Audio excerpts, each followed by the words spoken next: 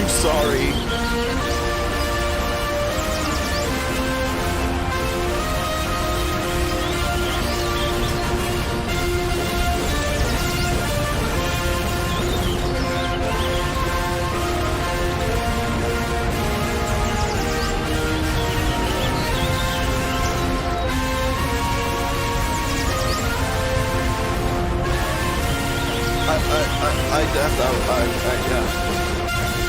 Yeah.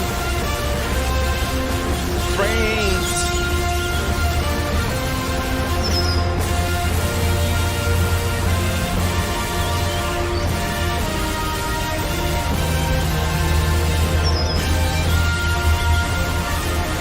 Yeah.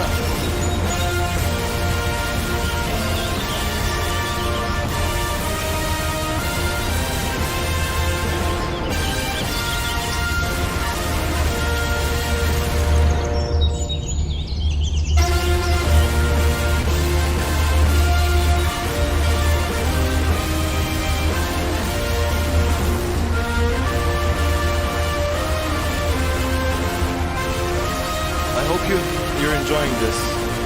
If you're seeing this, I really hope you are.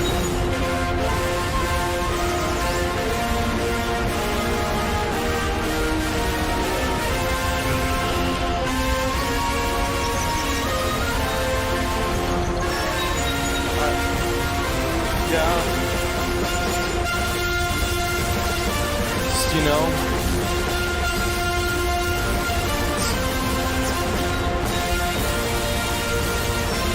One of those days where I want to die.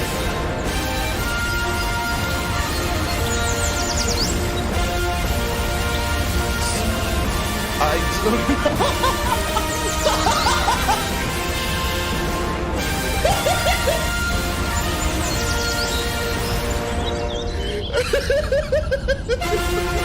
Why am I doing this?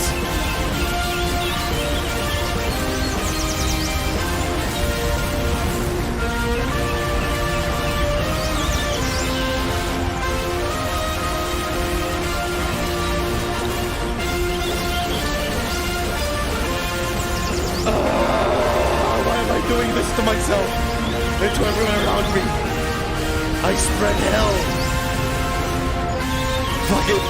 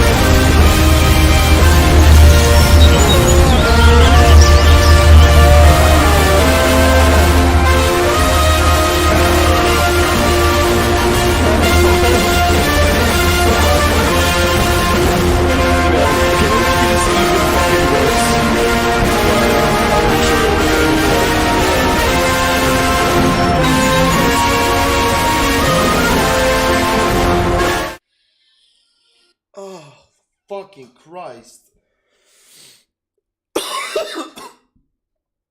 Oh. Oh. Oh.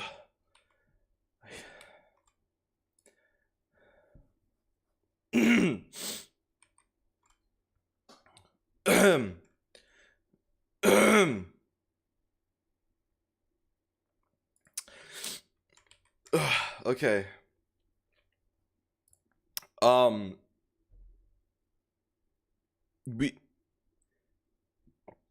We are Ace Attorney, Birds, French Revolution. We are doing all of it. Just that's the intro. I feel like I got some disease. playing that. My Steam is broken, by the way.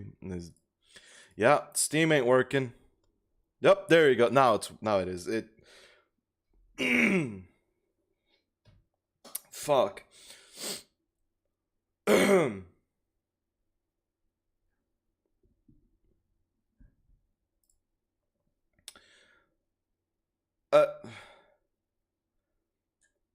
Oh, hello. Hey. No, stop. Okay. Okay, so AVIARY attorney. Let's just play the game. I think I'm dying. Birds. Fuck. Oh yeah, it's full screen. I forgot. I also forgot that I just played the. Is it capturing it? It's time for the French Revolution! Let's start. Is it capturing it? For fuck's sake.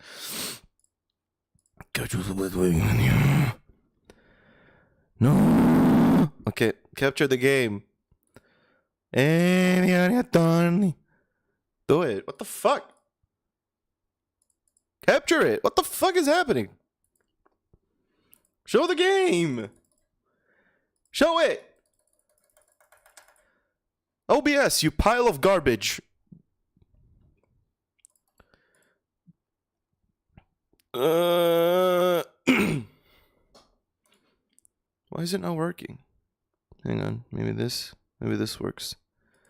Hang on. Hey, there you go. That works. Some games are just fucky. See,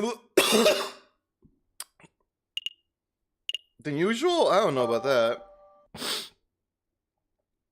Game isn't playing time for new game wobble dogs. Game play. You can come out now, brother. How did it go? Better than we ever hoped for. The rooster is dead and the madame has tasted her first blood. Amazing. Completely worth getting shot for. A meddlesome falcon tried to disrupt the execution. Falcon? Really? That tenuous wretch. Don't worry, he floundered and bumbled around hopelessly. The madame thinks he's of some use, but really he's as good as dead. This is marvelous. Every piece is falling into place. Our dream will be a reality no time at all. To reason, brother! To reason! Fraternité! Act 4C! Oh, ho, ho. Dog! Perrot! Bird! Bernard! I hope you don't harbor too much hate for the madame. I know that the rooster was your friend, but the madame does what she does for the good of France. Boy, oh boy, this is awkward. It is a bit. Maybe perhaps a round of drinks are in order. After all, this is a tavern. What do you two say? Wine sounds good. I'd rather to be drunk. Are there any foxes? Yes, and they're my friend. I'll take a wine. Make sure it's a stiff one. I'll take two. Very well. Piero, fetch our guests some drinks. It's your round. My round? No way. It's your turn. Turns don't matter. You still owe me for that omelette I generously paid for last Friday. Yeah, well, you owe me for that coffee on Tuesday. Okay, so that's 30 cents of coffee deducted from a 60-cent omelette, plus the 25-cent peanuts you swiped from my pantry. Hold up, I ain't that so good at hold up, I ain't so good at metal, oh, you British. Okay, let me try again. Hold up, whore, I ain't so good at metal or arithmetic. This is Sparrows, you need to go. Go? Yes, I'll create a distraction. Yeah, it's straight for the back door. Is that such a good idea? If we both stick around, we can both end up as dead as soon as we rub the leathers the wrong way. If we both run, these two will probably shoot us in the backs. So the way I see it, one of us running is the most viable option. Fucking. follow T and tell him what you've seen.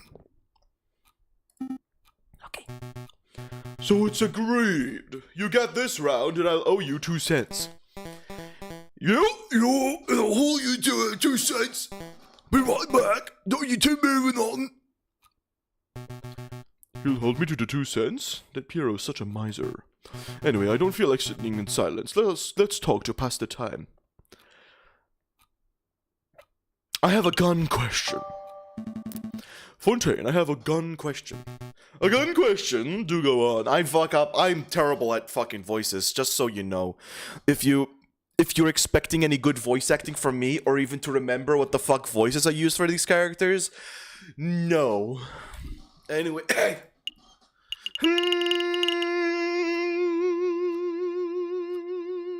Iron or lead bullets? What's better, iron or lead bullets? What a delightful technical question. One could discuss the subtle differences for hours. Actually, let's do that. So lead bullets, they're cheap. They're easy to make. With just a cooking pot, you can melt some lead down and cast it into the right shape. But they're also soft, so they deform when they hit something. That makes them useless against armor. Oh. That's when iron bullets come in. An iron bullet will zip straight through you, armor, bone, and all. Oh, bone? Holy shit, it's time for my Adderall. I was wrong. But then again, who wears armor nowadays? I think lead bullets will stick around for a while. Alright, I brought drinks. One for me, one for you, one for you, and one for... Who was the little one? The little one? He's right. Oh, Murd. I lost him. You lost him? Oh, you lose him? I was gone for 2 minutes. I think I dropped the ball on this one. Holy fuck, it's so loud. Stop. Stop it. I will say, the madame's got to string us up for sure. Actually, we should make our cover story and get there and find out about this. Can't let me find out about what?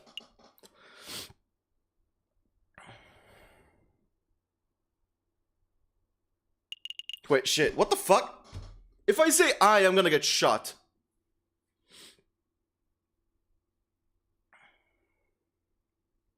I'm gonna say they, fuck it. Yeah, I mean, technically they did. I'm not the one guarding everyone.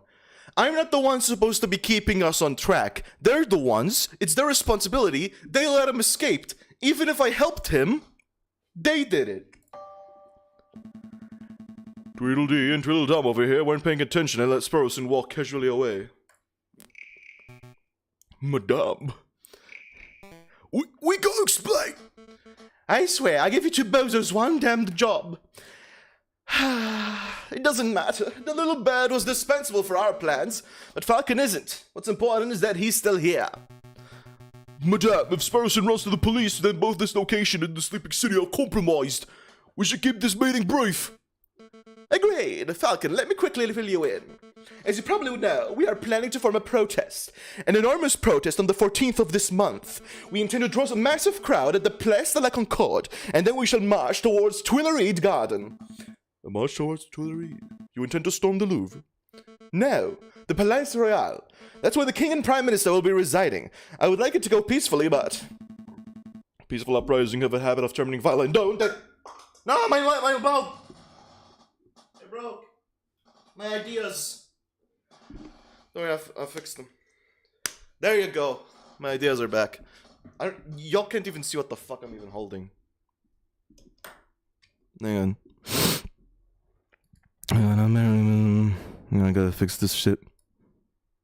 There you go, that's better. Now I can actually see me. And my red glory is bulb. You are the prisoner, yeah? Yeah, I'm the prisoner. I let them shoot the cock, and they caught me. Well, actually, I tried to defend the cock. I failed. But then they prisoned me. They almost tried to kill me, but they didn't, so... Anyways. Exactly, and we can't let the leaders of this country escape amidst the chaos. They must be tried for the crimes against the French people. On that note, I want you to lead the prosecution. You want me to prosecute the King of France? The king and the prime minister, they're both responsible for the rampant inequality that plagues this country. On the day of the revolution, we will drag both of those overpaid bourgeois on the streets, and you shall prosecute them then and there. I think I understand. Prosecuting the pair for crimes against humanity, I suppose. Could certainly be done. If I were to interview a lot of citizens, gather a lot of evidence, file some paperwork, probably prepare a case in around 2 months. You don't have 2 months! You have 2 days! Tweedle fuck. We don't have the luxury of time. Use your ingenuity on the day, just like you did on the catacombs. Oh my fucking Christ, can you... This bulb is fucked. You can't be serious. There's no alternative. The wheels of the revolution are already turning, and the revolution will ignite in under a week.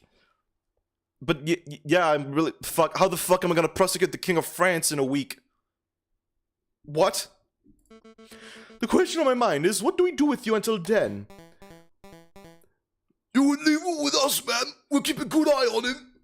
You've clearly shown that you can't. After seeing the atrocious job you two did guarding the little bird, I think not. I'll just have to guard you myself, Falcon. You shall spend this week at my side while I complete our preparations. At your side? All day and night? Absolutely. I'm not going to let you out of my sight for 1 minute. That seems excessive. You can trust me, madame. No, I can't. You promised to help me, but I know that you don't actually believe in the cause of the Second Republic. If I give you 1 grain of freedom, you'll undoubtedly flee. Why do you have a light bulb? Because I want light.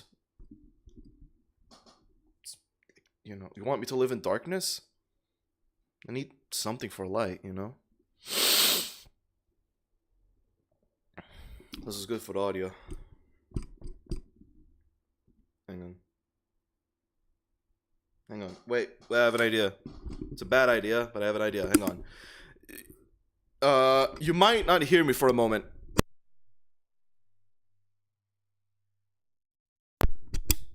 Now you can hear me.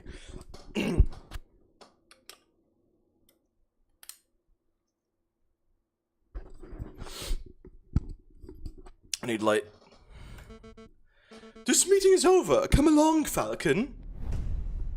I like holding a mic.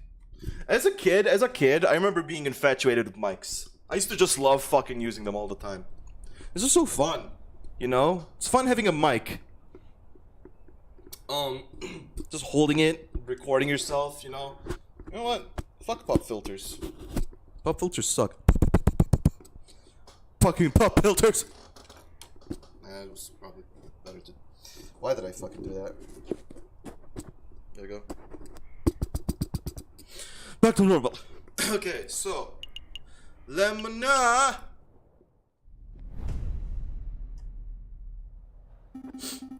And then while we were sitting in the tavern, Falcon gave me the opportunity to escape. Created a distraction and I sneaked away and went straight for the police. Then you called a meeting and well, here I am. So, yeah, that's the whole story. I see. So Severin Cocorico... Wait, is the light bulb wireless? Yeah. I'm fucking Tesla. What's his name? Nikola Tesla. That's me. I'm doing my Nikola Tesla impression today. I see. So Severin Cocorico died at the hands of the rebels. That's right. And Falcon revealed his true colors as a traitor. Traitor? No, that's not right, Inspector. Falcon's not a rebel. He's just playing along so he can save his own life. Don't be so naive, Sparrowson. Put the puzzle pieces together.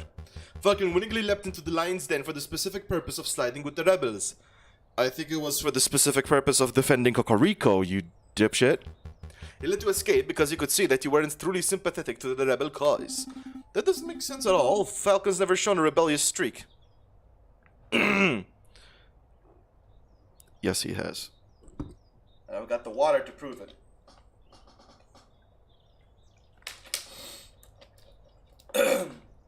Fortunately, the mic isn't wireless. I wish it was. But I'm not sure if you can make XLR wireless. At all. Tell me, Sparrowson, what do you know about Falcon's past? Yeah, that's the best way of holding it. Not a lot. He's a private person. Has he ever told you what he did during the July Revolution before he changed his name? No, he hasn't told me anything, really. Sparrowson, let me tell you about the man they call the Viridian Killer. Am I the Viridian Killer?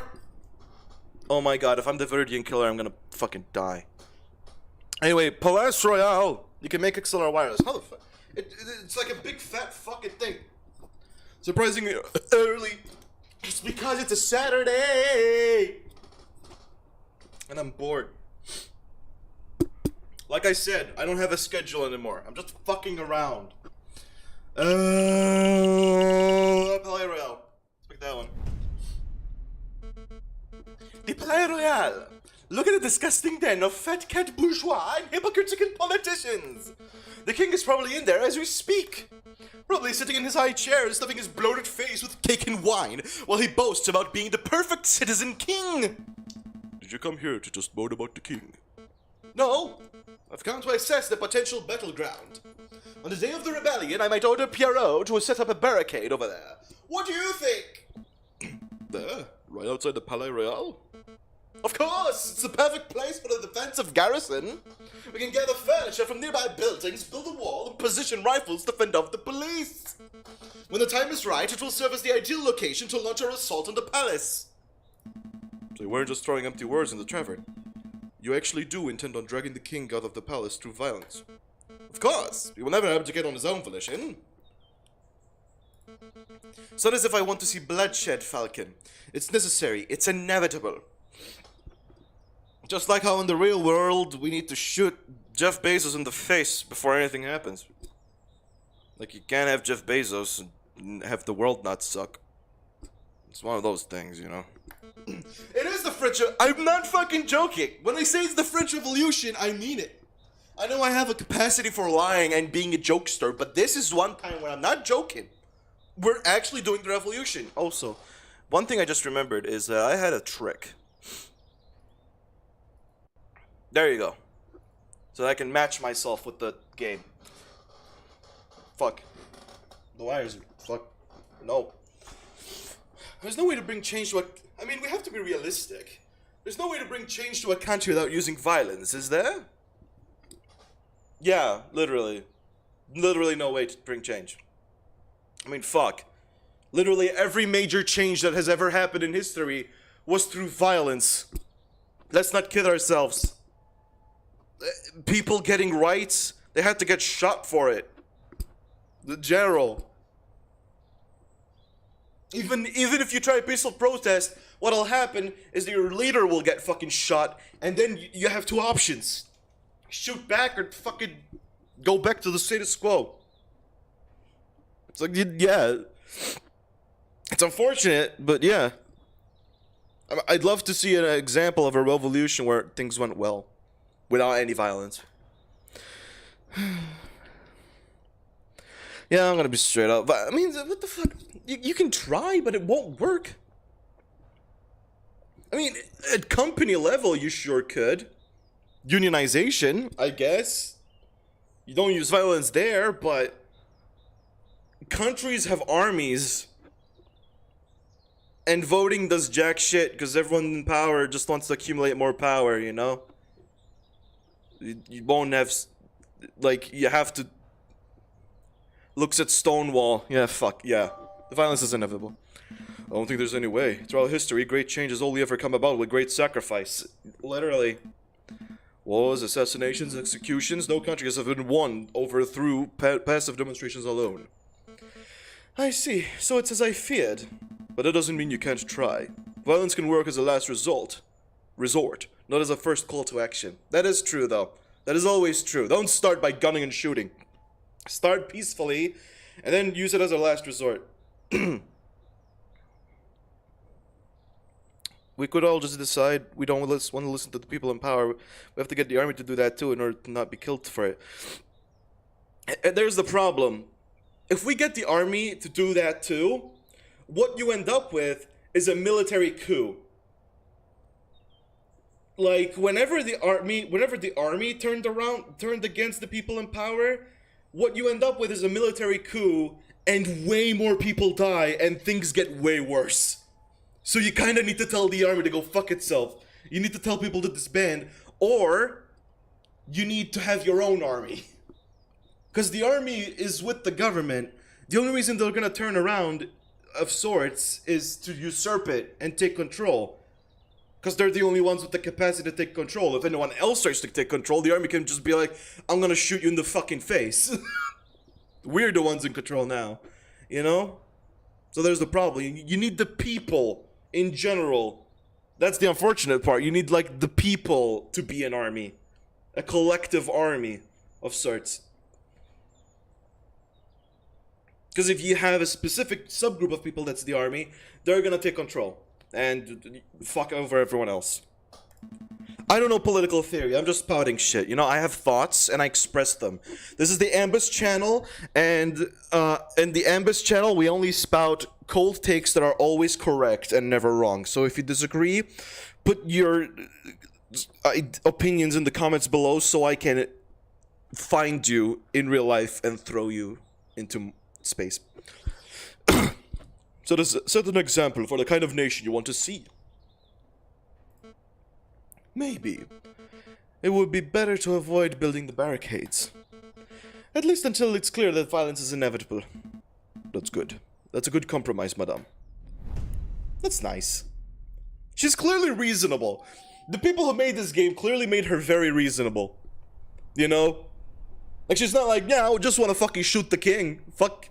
Nah, she's like thinking things through and taking opinions and everything, you know? I like that. Doesn't feel like she's a villain. It feels like she's someone sick of the fucking current state of affairs and just wants to fix things. Whether the way she's doing it is bad or not is up to you. I think it's inevitable. Because have you seen the real world? Anyways, let's go to Le Hall.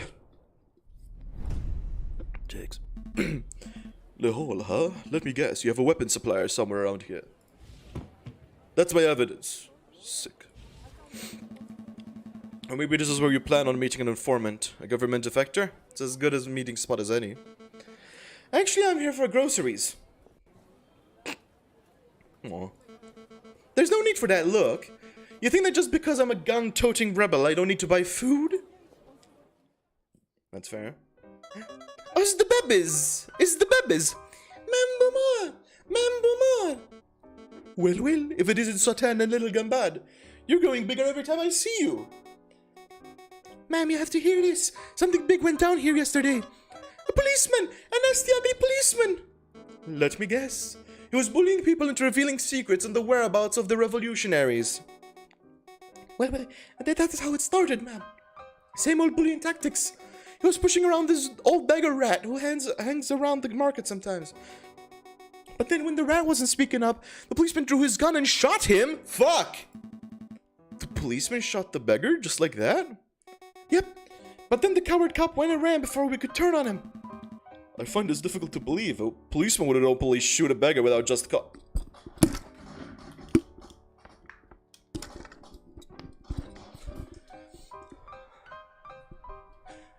Hey Falcon, I suggest you look at modern day America. Or just modern day in general. But then again, this is the French Revolution. I don't fucking know what the hell happened in France 1792, but I'm assuming it's the same reason there.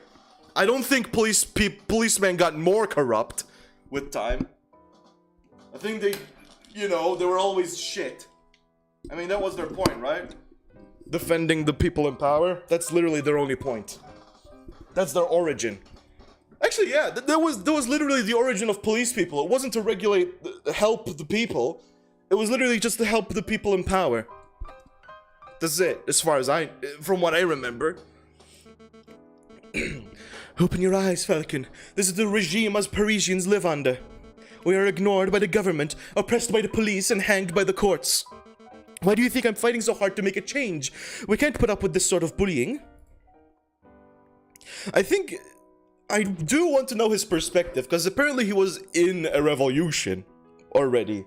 So he knows what happened there. So he has a unique perspective on things, but at the same time, I don't know what the fuck happened there. No, this can't be right. Something has to be missing from Satan's story. Do you mind if I ask you a couple of questions, madame? Sure, ask away. Make it quick, Falcon.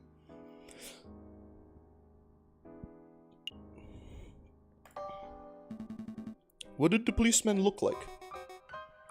Well, I didn't get a good look, but he was tall and ugly and mean-looking, and he had one eye. It's Valerty. One eye? Yep, had one of them pirate patches. There's no way. Ring any bells, Falcon? I know a man who fits the description, but it simply couldn't be him. He's a bitter individual, but he's morally righteous. I can't imagine him shooting an innocent person so recklessly. Don't let your bias towards the justice system affect your judgment, Falcon. If you think you know who did this, then please name and shame him. I think I should bite my tongue until I'm a little more certain. Did you want to know anything else, monsieur? Who's the rat? Just who was this beggar rat? I didn't really know him well, monsieur. None of us did. He was kinda a loner who hanged around, asking for scraps of food and cents. I don't even know his name. Jesus, fuck. That's so sad. Did he have no family, no means of support? Falcon, do you have any idea how many beggars there are on the streets of Paris? How many people go hungry? How many people are forced to turn to crime? I'm well aware, madame. I'm asking these questions to see if there was, perhaps, some reason why that particular rat was killed. To be fair, though, it's like... I do wonder why the police guy decided to just shoot this particular rat. You know? Is it just a spur of the moment thing? Just like, fuck you, you look beggar. I can shoot you if I want. Just found the first fucker and shot him or something. But no, it appears that this was just the loss of one unnamed beggar rat among many. It's tragic. That it is, monsieur. Is there any other way that I can help? If a policeman didn't shoot an innocent person, then there surely would be an investigation. Ha! Your naivety knows no bounds, Falcon. You think the police care if one of their own is out of control? They don't. If you're watching this and you think that they do, look at literally any fucking police story in the past. And how they just continued going on. No one in the police force shat on them. The only reason any police people found any justice, per se, is because fucking the population forced it. The police force tries everything to defend anyone who fucking just shoots whatever the fuck. Unless they shoot someone the police liked or something, I guess. Actually, there was one bloke asking around, but I don't think he was a policeman. Oh? Go on, madame. Well, who was this Charming Fox? Charming Foxes, baby! Charming Fox. Renard. A friend of yours, Falcon? Something like that. We should probably pay him a visit to see what he's up to. Pay him a visit? Suppose we can set aside a little time. Did you want something else? That's all, madame. Thank you for all your help. No problem. Anything to help Ma'am Beaumont? We'll try to get to the bottom of this, Satan. Just make sure to stay safe when the revolution starts. Stay inside. Keep Gumbad safe. Of course, ma'am. You stay safe yourself, you hear? Aw, she's so nice, though. They're so nice. We're visiting a fox. We're visiting a fox, baby. Just a foxy. There you go. There's the fox. Visitors! Monsieur Vulpes, visitors! Really, Falcon? What do you hope to accomplish in this sleazy back alley establishment? Sleazy? Madame, my back alley office is perhaps a little cluttered and eclectic, but I resent the accusation of sleaze. Maybe I should do the introductions. Monsieur Vulpes, this is Madame Beaumont, friend of mine. Madame, this is Renard Vulpes, private investigator at your service. It is a pleasure to meet you, Madame. Ah, how stoic. I'm sure you have some pressing question to ask, Falcon, but before we get started, there is something I must tell you. Monsieur Sparrowson dropped by earlier. He informed you of your situation. Sparrowson? Is he alright? Oh yes, he's now working with Inspector Valerty, attempting to unravel the rebel plot. Just as I thought. It appears that your lackey has solidified his position as a traitor to the Second Republic, Falcon. Perhaps. Perhaps not. Sparrowson doesn't strike me as a person who sides with any ideology. But, you know, he asked me the most peculiar question. Would you like to know what it was? Of course. Such information is quite valuable. It would cost, say, 30 francs. I have 102. I'll pay it. Yeah, I know how this works. Here's your money, monsieur. Very good. So on to the question. This person asked if you were the Virgin Killer, the one responsible for the random bombings during the July Revolution 18 years ago. Why on earth would he ask that? Perhaps the inspector has been telling him stories. So what did you tell him? The truth, of course. That is, that I have no idea who the Virgin Killer is, but that I knew it couldn't possibly be Falcon. Oh? And how do you know that I'm not the Virgin Killer? Heh, Falcon, please. You're a semi-drunk, bumbling oaf, not a ruthless killer. Anyways, I've started my own investigation into the Virgin Killer. It's fascinating stuff. Apparently he was seen in multiple places at once, which leads to believe that he was actually more than one person. Huh. And do you know why they call him, or should I say them, the Viridian Killer? Viridian is a greenish color, isn't it? No, I don't have a clue. Crimson Killer would be a much cooler name. That is very true. Did you just say greenish? Okay, context for everyone who wasn't here for previous streams.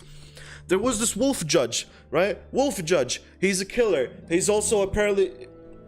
Oh, actually, there was this wolf who attacked a judge and pretended to be a judge for a case in order to do whatever the fuck. This judge had a habit of having green ink, a green ink pen. And we know this because he tried to kill us, and we just happened to have some green ink on us.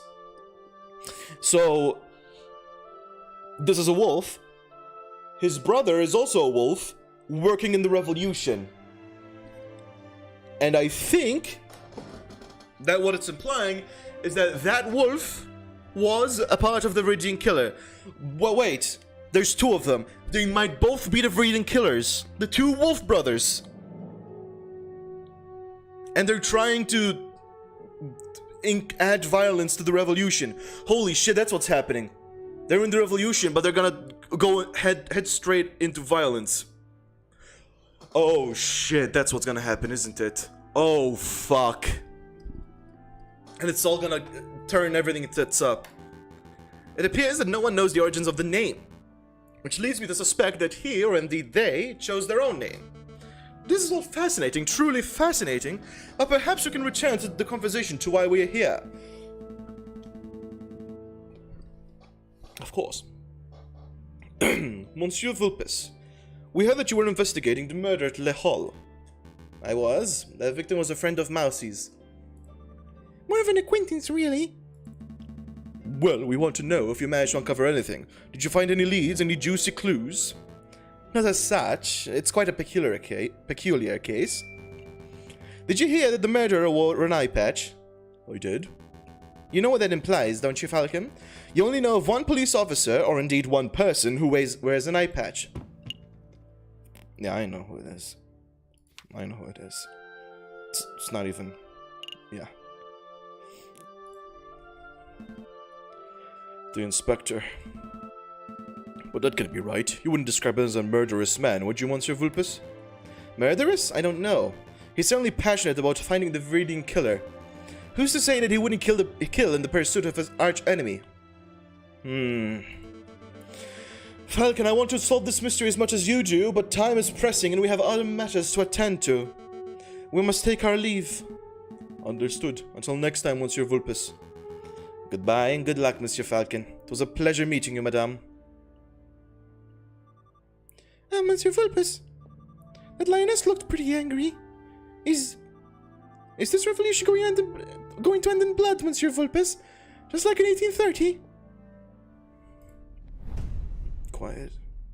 I'm scared. I'm scared that the Viridian Killer is gonna make a comeback. I don't want them to. Is that gonna be the case? We're gonna need to find the Viridian Killer? Like, we're gonna start the revolution, but we need to find the Viridian Killer, otherwise they're gonna just bomb everything and just cause a repeat of the horrifying everything. Oh shit, the next day is Valentine's. Let me think. So it takes 10 minutes to walk from Place de la Concorde to this very spot. And the Palais Royal lies 5 minutes north of here. But the crowd will be fairly large and slow. It may take twice, maybe 3 times as long to make the move. Having a logistics problem, madame? Perhaps. The plan is to walk the crowd from here through Tuileries to the Palais Royal. But if we take too long to pass through Tuileries, the police will trap us in.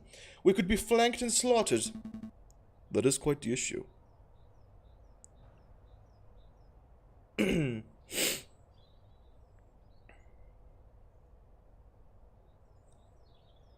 not just meet at the palace?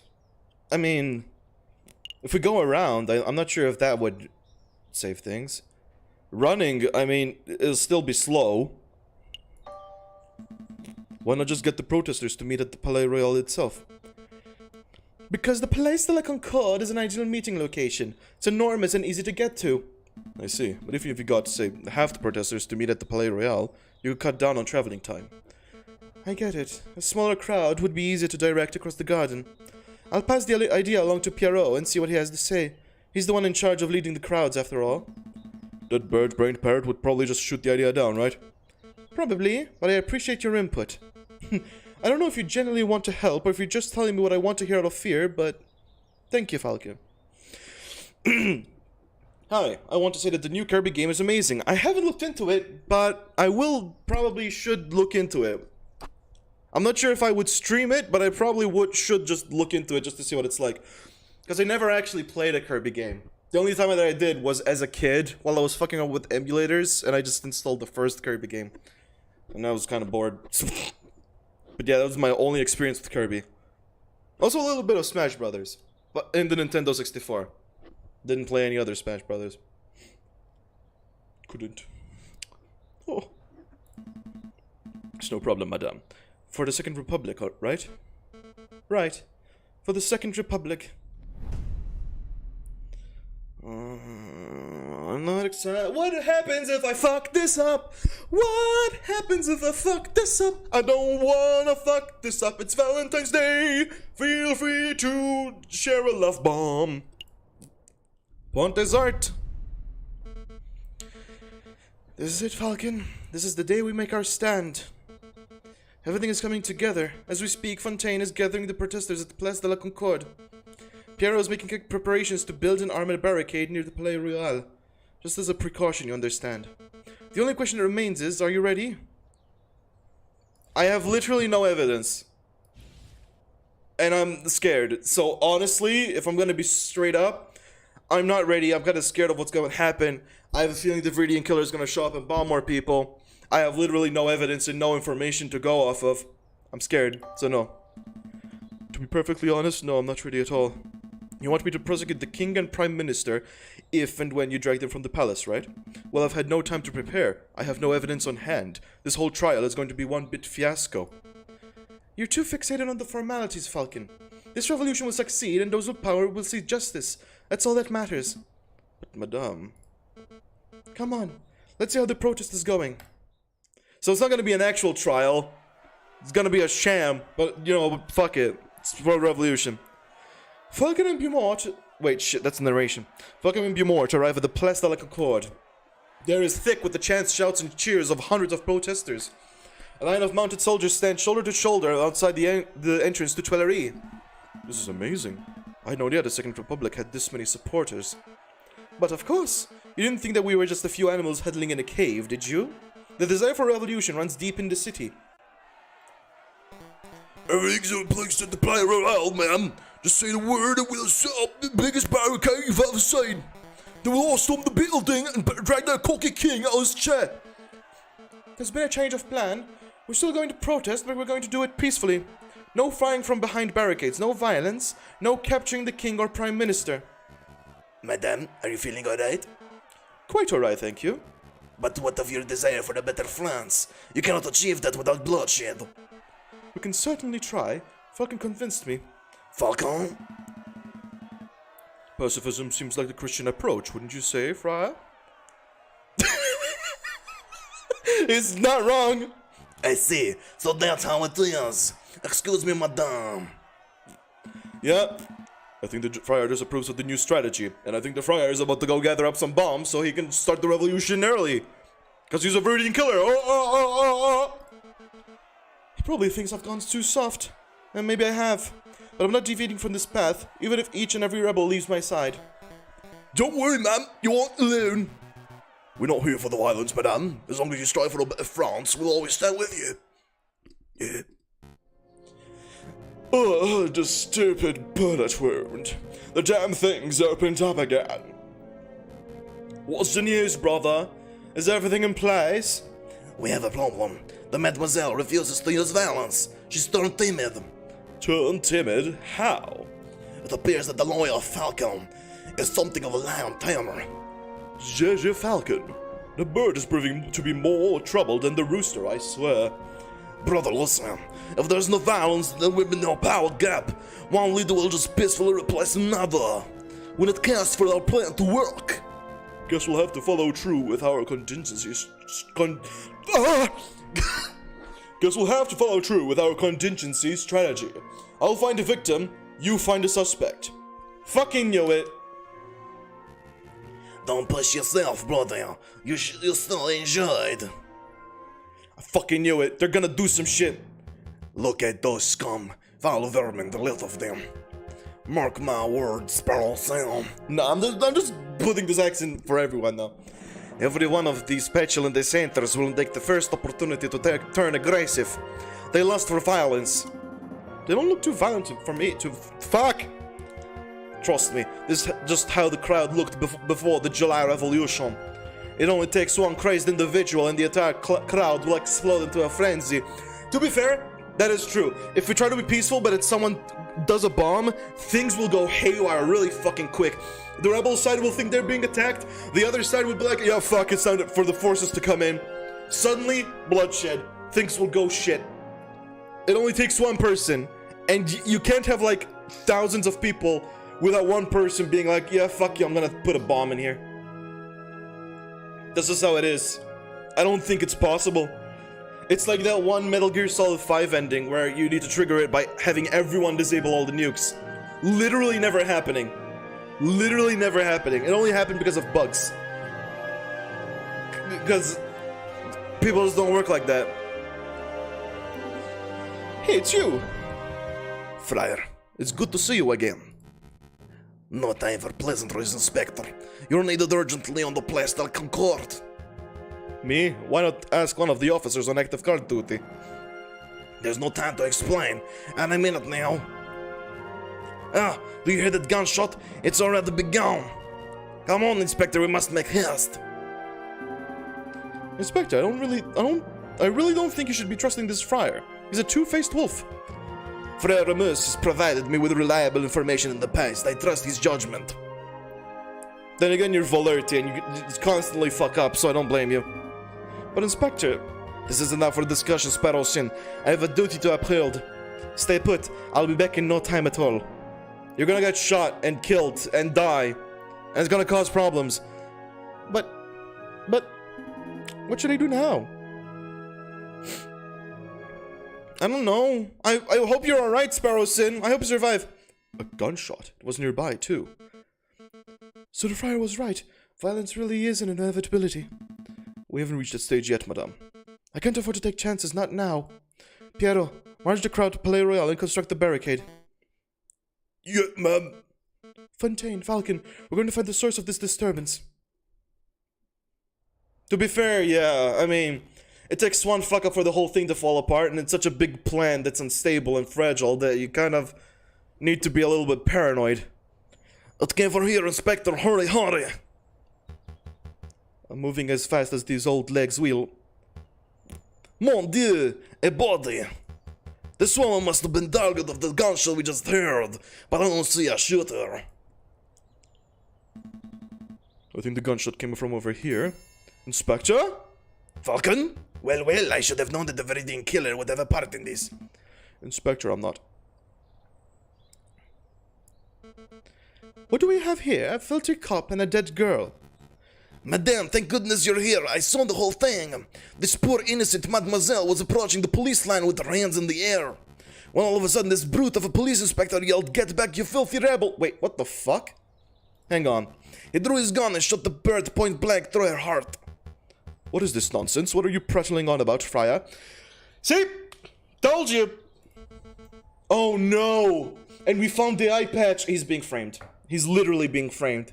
He's literally being framed for all of this. Oh no! Is this what's gonna happen? We're gonna frame the fucking inspector And we're gonna fuck everything up by that? Oh no, this really is a horrible, horrible fucking ending. Oh no. Thank you for your input, Remus. It hardly surprises me that a member of the police would be the one to cast the first stone. I think we're all being a little rash. Let's just take a breath, examine the situation, and... Wait a moment, you wear an eye patch. You only have one eye, Inspector.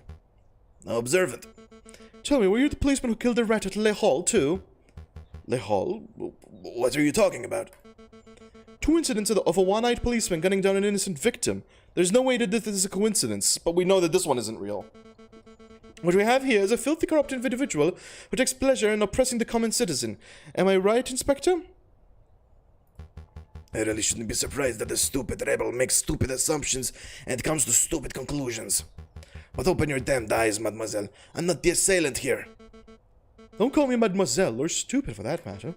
Your guilt is plain to see, given the circumstances I had to judge and execute you right here and now.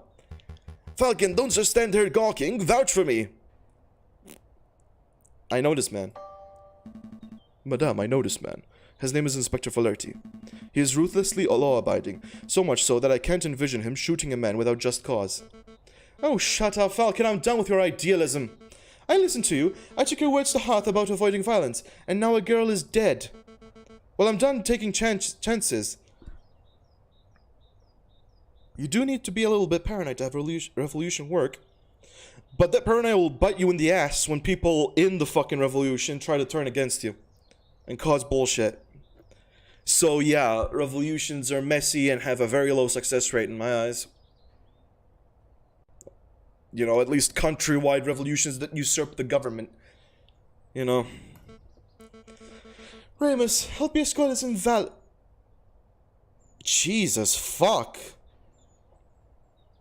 No. No. That's fucked. With pleasure, madame. Come along, Inspector. Fontaine, Falcon, deal with the corpse. Meet us at the barricade when you're done. There's no way that this was the work of the police. You know what, Falcon? I think you might... You know what, Falcon? I think you might be right. An isolated gunshot, this far away from the police line, doesn't make any sense at all. But that's rebellions for you. They're messy affairs. Sometimes innocents get caught in crossfire and there's no reason for it. Well, there's no use dawdling. Let me get the corpse off the streets. Not yet. I'm going to examine the body first. Examine the body? This is the first time I watch a game, and while I'm so confused, I'm sure explanations will make it more confusing. Okay. Really quickly. Falcon is an attorney. We're currently starting a revolution in France to convict the king and prime minister. What's happening is that an innocent girl died. We almost convinced the leader of the rebellion to try and be peaceful. However, there's 2 jackass wolves, that I suspect are a killer, the Viridian killer, and they are framing a police guy for the murder. Like, we know that it's framed, this one, in order to push the leader into violence. Because from her eyes, the police are already shooting civilians and the innocent. So, like, if she just stands back, she's betraying the people that she's standing up for. However, that's not what's happening. He's being framed, and it's going to cause needless violence that tarnishes the entire revolution. So Falcon here is going to investigate the body to hopefully find something that absolves the inspector. We agreed that this wasn't the work of Inspector Valerti, right? Then there might be some clues on the corpse that point towards what happened. An impromptu coroner's examination, eh? Fine. You have 2 minutes. After that, we'll herding to the barricade whether you're done here or not. Okay, secondary examine. Well, there's blood. The fuck is that? It's a long shot, but maybe this girl is faking her injury. Just for the sake of thoroughness, I really ought to check for a pulse. Right. Nope. Nothing. Secondary Salon's absolutely insane. I love it. Yep. French Revolution, but Ace Attorney, but birds, but violence, but ancient France. Blood. Face. Everyone's been so fixated on who did this that nobody stopped to ask who this girl was. I don't know, monsieur. Given her clothes, she's probably just another working girl. Just another? I didn't mean to sound glib, but it's true. This is one mademoiselle among the thousands who live in Paris. Who was she? Where did she work? Will her family miss her? I don't know, but in the long run, I don't think anybody will care. I care. I can't afford not to. I don't know who this mademoiselle was, but I'm going to see to it that justice is brought about for her death. Yeah. I feel like the moment that a single death stops being important is the moment that things have gone to shit. You know? Like, you can't... Like, you need to respect the deaths of people, no matter who the person was. The moment that you just be like, just another fucking victim or whatever the fuck, that's when things have gone to shit. You know? You need to still keep the value of a human life. Anyways. Blood. What's this mark? It almost looks like a handprint made in blood. Probably the mademoiselle. Probably the mademoiselle's. I don't think so. It's the handprint of a left hand on the girl's left shoulder. There's no way a person could comfortably reach that spot on their own back. I suppose so, but if the handprint doesn't belong to the girl, then who does it belong to? The murderer. It has to be.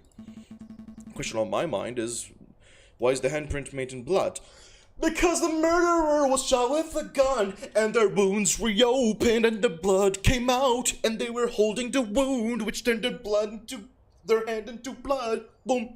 I've solved the entire case. God damn it, it's the wolf judge. It's Remus, or whoever the guy, fucking wolf reason guy is. Did the murderers sully their hand on the girl's gunshot wound, or were they injured prior to the shooting? There's no much to uncover here, and no time for a thorough investigation. But I did get evidence. That's good. I hope there's no fuck up that I can do in this case. Because the previous case, apparently there's 3 scenarios that can happen, and I got a bad one, I think. Because there's 3 things that can happen, so you can't fuck up. I hope that isn't the case here, because I will feel guilty. Anyways, Blunder, this is the bullet wound, right? What can you tell me about it, Fontaine? Well, it looks like the bullet off a fairly straight angle of entry through the mademoiselle's back. The shoe was probably standing right behind the victim. What's the bullet size? You know, it's caliber. Let me guess. You're hoping that the caliber of the bullet is different to the caliber of the inspector's gun. It will conveniently get that one-eyed police officer off the hook, wouldn't it? But I'm afraid I can't help you. I couldn't possibly know a bullet's caliber without having a good look at the bullet itself. And as you can plainly see, the bullet is 3 centimeters deep in the flesh. So, you need to see the bullet itself. There's chances to screw up? Yeah, in the first and second cases, I don't think there are. But in the third case, you're literally not given enough time to fuck up. Because certain places take a day. And whereas the first 2 cases, it's arranged so you have enough time. In the third case, you literally do not have enough time. You have like 7 days and like 12 places to go. Fuck up once, and you missed some information. Or fuck up twice, I guess. I'm not sure how lenient it is. That's the third case. In the fourth case, so far, I haven't seen an area for fucking up. Apart from these dialogue choices. Which scare me, but... Help me retrieve the bullet, Fontaine. Retrieve? You mean dig it out? I assume you have a little more experience in this area than I do. Well, you're not wrong there. Fine. This will only take a moment. Yeah. Here you go. Here you go. Won't use bullet. Yeah, it is pretty stressful. There's 3 outcomes.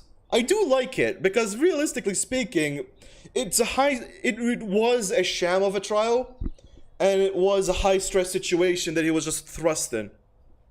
So I do get why they did it. Plus, you know, it changes how the revolution works, which can cause some fucking issues. Here you go, 1 used bullet. It looks like a standard lead rifle or a pistol ball, but I'm afraid I cannot tell you its caliber. Why's that? The bullet fragmented upon impact, monsieur. I've got all the pieces, but I cannot assess its diameter with any accuracy. Still, I would guess that it was 13 to 17 millimeters. Sorry that I can't be more specific. That's an enormous help, thank you, monsieur. Ah, fuck, this is the only evidence we get. How the fuck am I gonna prove anything with this?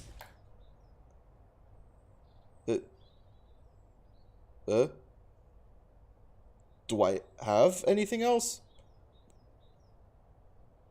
Just... Oh no. Oh no. Oh no. No. Nothing? Okay. I'm done here. Very good. Let's move this body off the street. Then we must hurry to the Palais Royal. Rest in peace, mademoiselle. I'll see to it that justice is done. More realistic to in real life. It's less that, like, it's more realistic to in real life, and more that, like, the third trial is so fucking important. Because there's literally a life at stake. Literally a life at stake. It's not at an actual courtroom. You're basically doing a sham trial in place with no preparation that you didn't expect. Like, you do not expect a trial. You just go in, suddenly see someone being threatened with death, and just bring the idea of a case out of your ass. There's three things that can happen. Either you just leave, you don't intrude, you intrude, start the case, and fuck up, or you intrude, start the case, and you can save whoever the person is. The thing is that the game also choreographs this, apparently. Like, on the day exactly, when it starts, depending on how much evidence you have, Falcon either says, I have a good feeling, or they say, I have a really bad feeling, I'm afraid the guy's already dead at this point, we're just waiting for him to die. And depending on what he says, you're fucked. Like, if he says the latter, then you don't have enough evidence, and you're just gonna die. Because there's a bunch of evidence that I missed. Ah. Anyways, here there's no such thing, though. Here's the start in the middle of the fucking revolution. Everything's going just as planned. The Madame is probably fuming right now. She'll attack the Palais Royal, and the Prime Minister will flee, and then... You want the Prime Minister to flee? Excuse me, monsieur. What do you want? I'm busy. Don't you recognize me, monsieur? I know that my disguises are a little more complex than yours, but I assumed you would recognize Prince Juan when you saw him. You? Prince Juan? Indeed. And you Judge Romulus, the corrupt wolf. I know what you did. You tried to assassinate the king. You shot the croque monsieur, and just moments ago I saw you murder a maiden at the Place de la Concorde. You truly are a vile individual, aren't you? Please stay safe, Renard. Please. Please, Renard. I love you. You're precious fox. I'd give you 50 francs just for being you. Please. Please stay safe. Please. Please don't die. Please. Yeah. As if you have any proof of any of that stuff. I'm out of here. Like an old-timey storybook. Yeah, it looks gorgeous. I really love the aesthetic and vibe of it. I also know that you're one half of the Viridian Killer. Ah, shit. On any other day, I would gut you where you stand, Fox, but as it happens, I'm a little busy today. Oh, the Viridian Killer is too busy to kill me? Is that the truth? Or is that bullet wound of yours starting to affect your prowess? You must have lost an awful lot of blood. What do I do? What do I do? Oh! Motherfucker, can this fucking... Stop. Oh, motherfucker, stop! Oh, I've gotten like 6 notifications all at once. Oh, hello, Monsieur Vulpus. Ah, Monsieur Sparrowson. Perfect timing. Who now? Oh, you're that fledgling. I guess this is what they call being stuck between a rock and a hard place, huh? Monsieur Sparrowson, be a dear and help me restrain the Viridian Killer. This guy? He's the Viridian Killer? Looks more like Judge Romulus to me. Well, you'd be right about that too. Wow, so he's 2 scumbags in one. Alright then. Ow! Mind a wound. Quit your whining, Your Honor. Very nice takedown, Monsieur Sparrowson. You may want to check his pockets for weapons. He is something of a notorious killer, after all. Of course. Let's see what we've got here. Aha! Here we are. A pistol. Probably the one used to kill the maiden, I suspect. What else can you find, Monsieur Sparrowson? This? An eye patch? Weird. What would this wolf want with an eye patch? To frame the inspector. That is why. Also, yeah, sorry about the flashes. It's just that I got a lot of notifications on screen, and when I clicked on them to dismiss them, when I came back to the game, it flashed. I'm really sorry for that. I don't know why the fuck it did that. Give me a sec. I mean, it's on night mode. Hang on. Priority only. Okay. You might see another flash. There you go. That's the flash. That's what happens when you click out and click back in sometimes. Some games do that. It sucks, but... yeah.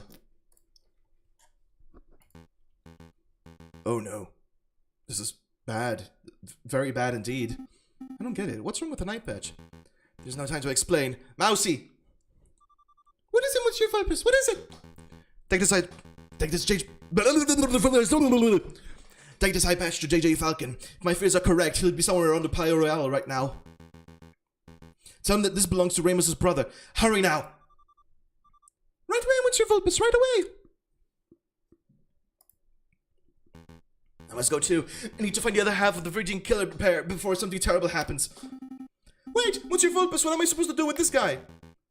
You have his gun, don't you? March that wolf to the nearest police station and collect your reward for capturing Judge Romulus. What a strange day.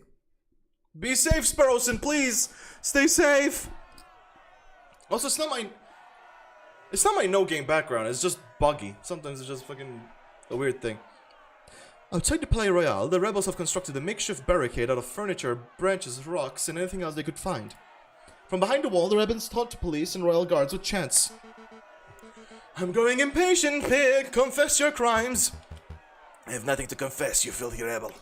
You and all your rebel friends, however, should confess the 1,000 counts of treason and public disorder. I will see each and every one of you hanged for your flagrant disregard of the law. Your stubborn attitude is disgusting. A few days ago you were seen at Leigh Hall. Witnesses saw you murder a beggar in cold blood. Today a friar has testified to seeing you murder a girl. Again, completely unprovoked. I don't know why you continue to plead your innocence. But it doesn't matter. I don't need a confession to know that you're a killer. Madame Beaumont, stop. The inspector didn't shoot at mademoiselle. Keep your beak closed, Falcon. I'm done listening to your suggestions. This policeman is as guilty as every other monster in our decrepit justice system. It's my duty to execute him. Madame, Falcon has uncovered some pretty convincing evidence. I would recommend that you hear him out. Please, just give me 5 minutes. 5 minutes and I can convince you of this inspector's innocence. 5 minutes is precious in a time like this. I can't afford it.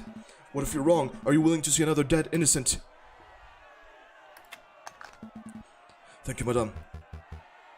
Having my life saved by the Virgin Killer. How humiliating. Quiet, pig. Your life is mine until I say otherwise. Okay, so first of all, let's recap on what Friar Remus had to say. Wait, where's that friar? He's a key witness of this crime. He got up as soon as he dropped the inspector off, so he had some other business to attend to. Business? Uh-oh, fuck! No! Shit! No, don't no, fuck! Man, oh man, these barricades are looking pretty scary, but I mustn't fear, for I am a brave duck! Quack. I am the great officer, quack. Handsome, intelligent, strong, truly a fearless hero who will be remembered for... Hello, officer. Oh, you scared me, monsieur. Monk? Friar, actually. Friar Remus. Listen, officer, I have something of great importance to tell you. I was just passing by the rebel camp, and I overheard the conversation. Oh, this sounds good. Do go on. Wait. They said they were going to launch an assault very soon, and when they do, they're going to rain hellfire on the palace. Oh no! Just as I feared. What'll we do? Wait. That's it, officer. As soon as you hear the first gunshot, you need to retaliate. Hit them with everything you've got. Every cannon, every rifle, every piece of artillery. Don't leave a single piece of the bargate remaining. That is the only way you can be sure to survive. Total annihilation. I like it. What the fuck? Right. But Friar, I'm confused. Aren't you a Christian? Wait. Yes. Say what? I don't know. It's just that your idea doesn't seem very Christian-y. I say, you think this is a moral issue? Let me tell you a secret, my dearest fuck friend. There is no God. No. Oh!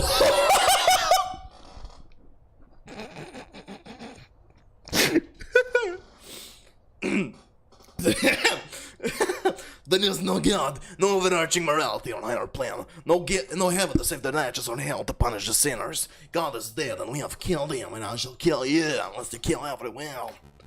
There is only you, your artillery, and 10,000 rebels who want to dine on pecking duck tonight. Understand? That's an awful lot to take in. Now let me simplify. It's your damn. It's me or them.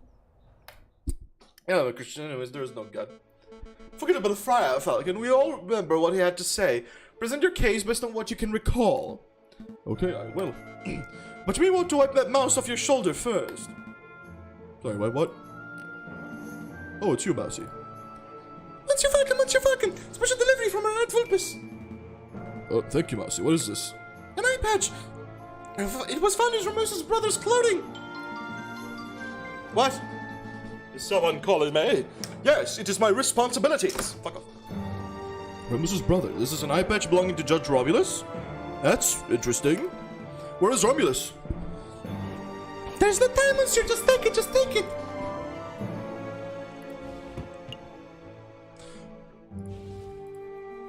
After all, monsieur! But you have to do your best! Monsieur Vulpes and Sparrowson believe in you! Sparrowson! You speak Sparrowson? How is he? There's no time, monsieur! Good luck! Are you quite done, Falcon? Very much so. Let's begin this trial. Cross-examination. Okay, so let's remember what the friar said.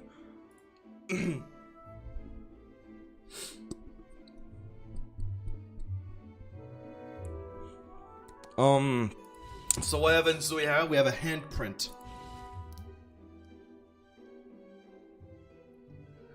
Man.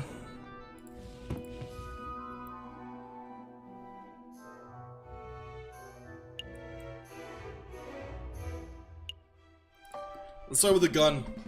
Faramus claims that the inspector drew his gun. We're not gonna ask if the inspector was carrying a weapon, we know this. Madame, what caliber is the inspector's weapon? What caliber? I don't have the faintest. 50 millimeters. That's the standard caliber for a gendarmerie pistol. And what caliber was the bullet found in Mademoiselle? Well, I can't say this sure. I can't be sure because the bullet fragmented, but it looks to be between 13 and 17 millimeters. I'm afraid that's the most accurate measurement I can make given the circumstance. I'm fucking up the voices now, shit! I'm afraid it's the most accurate measurement I can make given the circumstances. If the bullet was 17 millimeters in diameter, then it wouldn't fit in the inspector's 15mm gun. It would immediately free the inspector of all guilt. Well, that's an if, because it's an approximation. Certainly would if the bullet were 17 millimeters, but Fontaine just said that the bullet was between 13 and 17. That's quite a large range. But if it were 17? If it were 13 or 15, then the inspector's guilt would only be confirmed further. You're holding on to the shred of hope that the bullet is actually 17 millimeters, but you lack any real evidence. Let's move this along. I don't...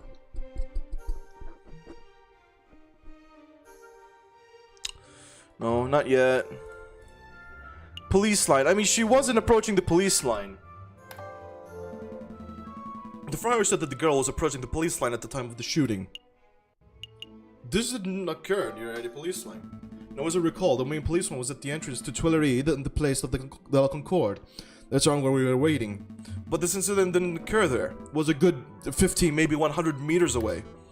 So what? So what? It's a severe discrepancy in the friar's account of events. Maybe there was a police line there, but it moved. Maybe the friar was mistaken. It was just a single officer. Does it really matter? Yes, it matters. Yes, it matters hugely. It impacts how we view the narrative of events. How exactly? Elaborate. Well, if we were just a single police officer, then it would be a more private confrontation, and well, yeah. Sorry, Falcon, I don't buy it. An innocent being being killed by a policeman is an innocent being killed by a policeman. Wait, no, that's what I was implying. Shit.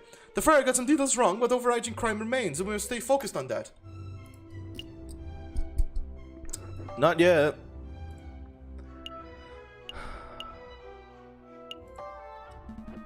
Let's talk about the victim.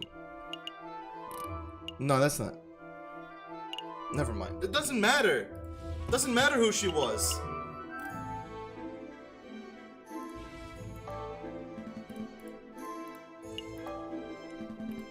Ferramus claimed that the girl was shot point blank in the chest. She was shot in the back. The girl was clearly shot in the back.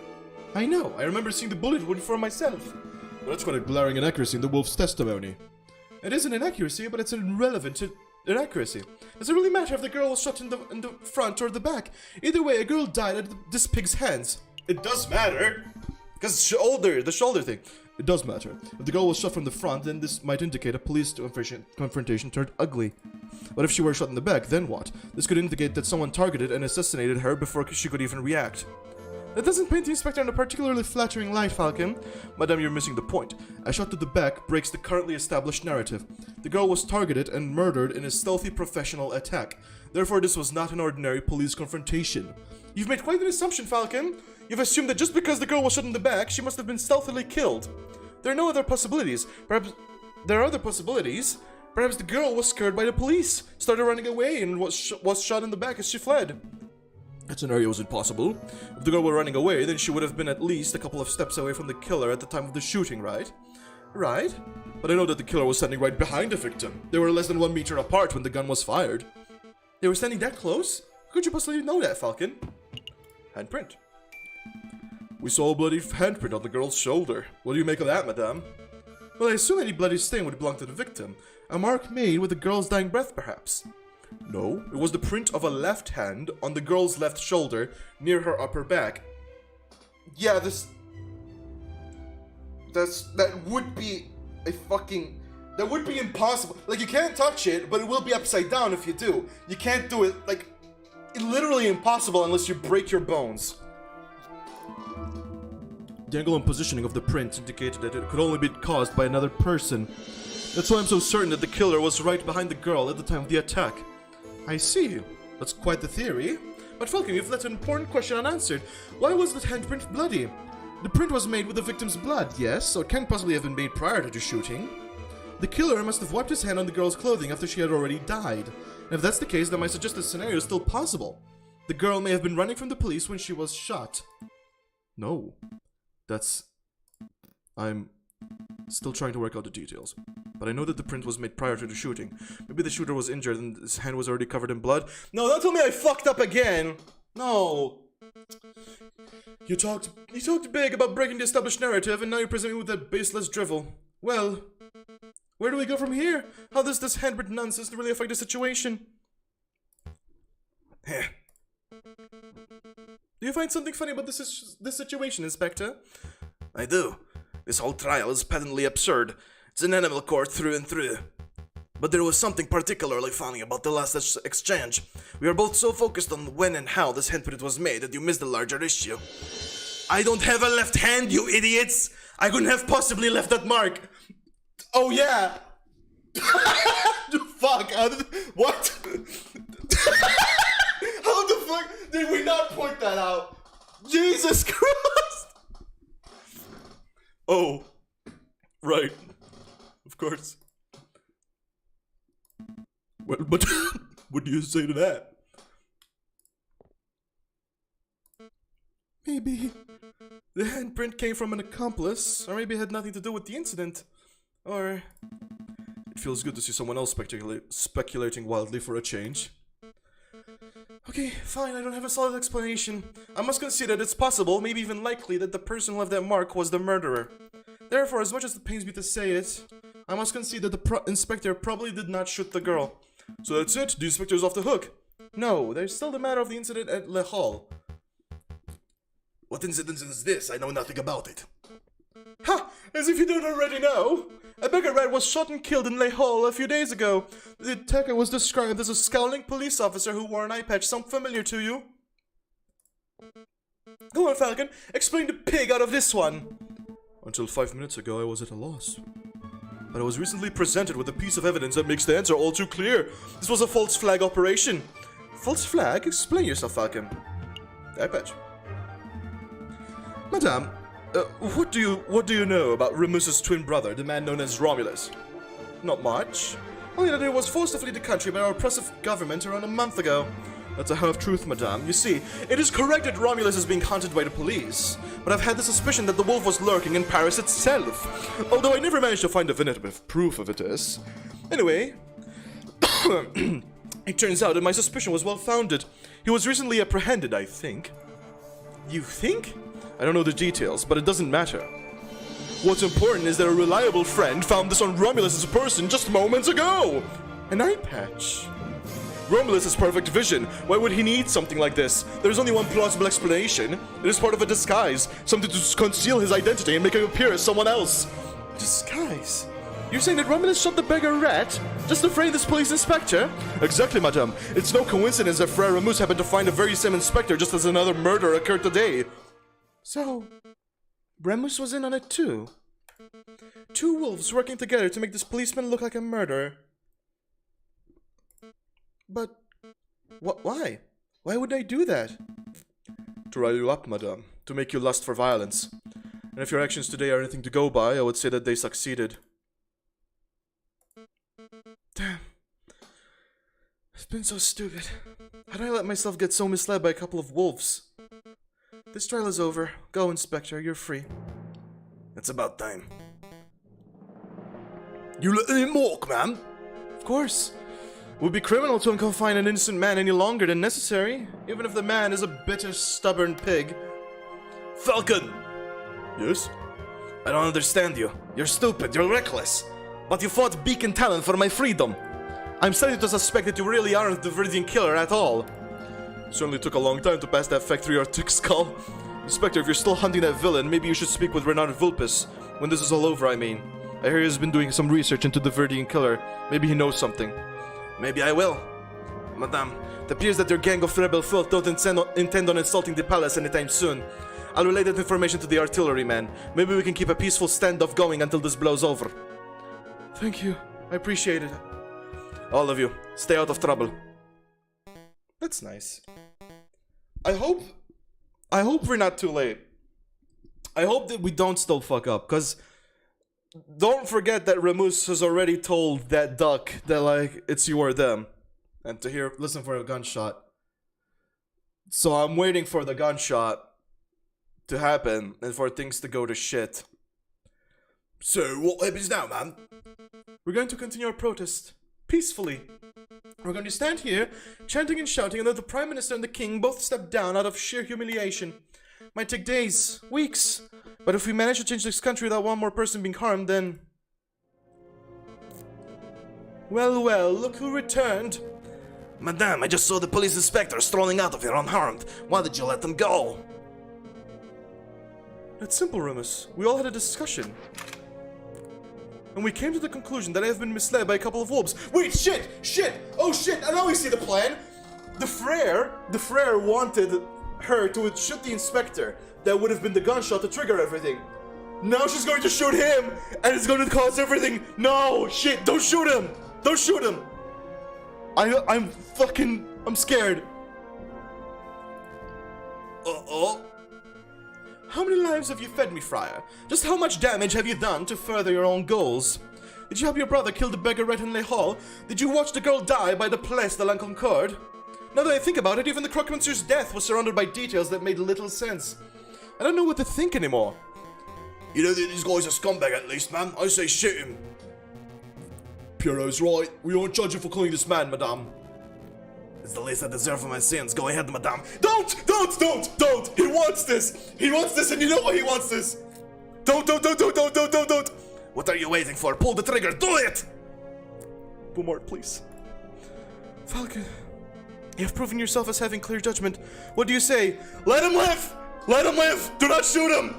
I have the gift of prophecy, and the prophecy states, let him live! Madame, you know what the right thing to do is. Show us what kind of leader you wish to be. You're right. I said that this will be a bloodless revolution, and I can't make any exceptions. Not even for a monster like this wolf. Wow, this is amazing. Completely unprecedented. You've buckled all of my expectations, avoided every temptation, and opted for an option that shouldn't even exist. Well done, madame. Well done, Falcon. You have demonstrated the power of pacifism in its purest form. But unfortunately for both of you, I'm no pacifist. Everyone get down! Don't! No, fuck, god damn it. Yeah, we're fucked.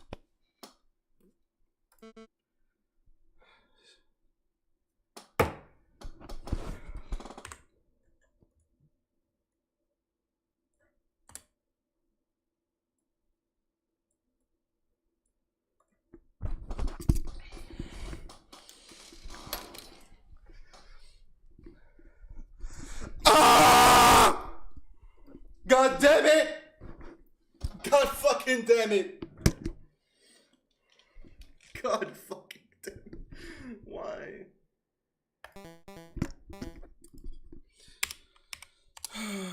Shooting himself in the head? What a loony!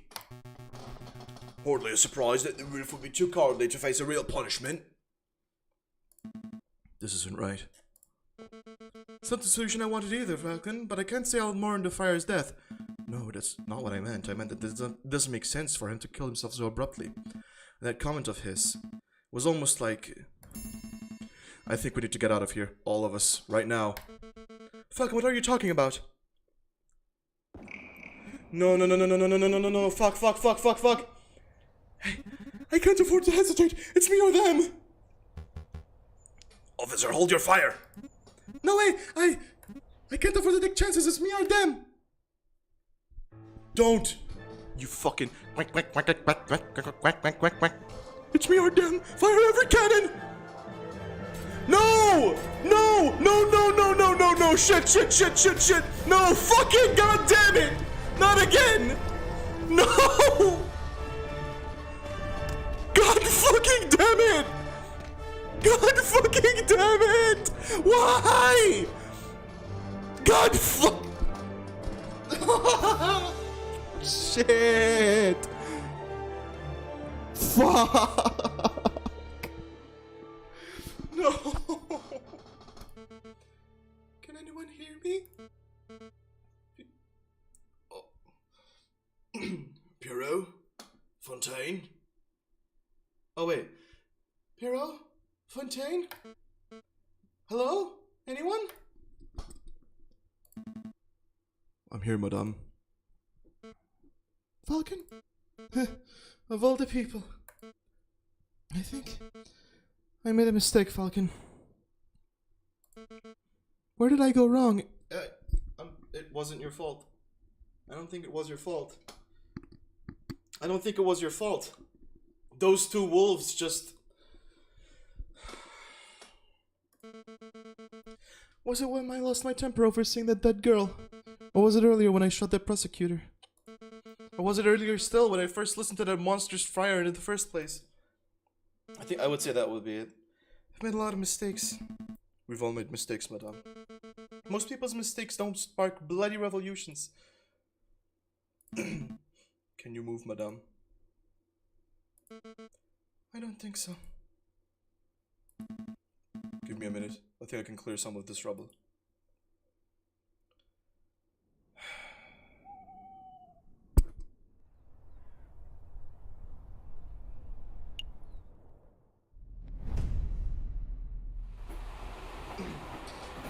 Dear Monsieur Vulpes, I'm writing to you from the Dim Meow Railway Express. Modern technology truly is amazing. I've decided to take your advice and have gone on vacation until things settle down. The king fleeing to Britain, the Second Republic taking over. It's all crazy stuff. Anyway, before I left, you asked if I knew what happened to Falcon. Well, I got my hands on a copy of the official police report, and it says that Falcon died during the attack on the barricade. But it also says that the police didn't find a body, same as Looney Beaumont. Weird, huh? Rumor is that he was probably blown away by cannon fire, but that doesn't sound right to me. The Falcon I knew was tough and intuitive. I think he found a way to escape and survive. So in my opinion, he's still out there. It's possible, isn't it?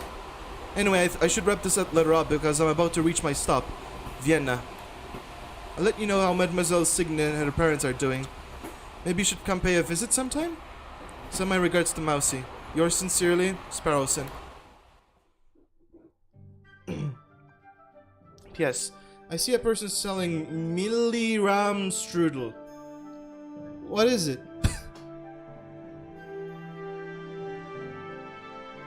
PPS. Delicious, that's what. I love you, Sparrowson.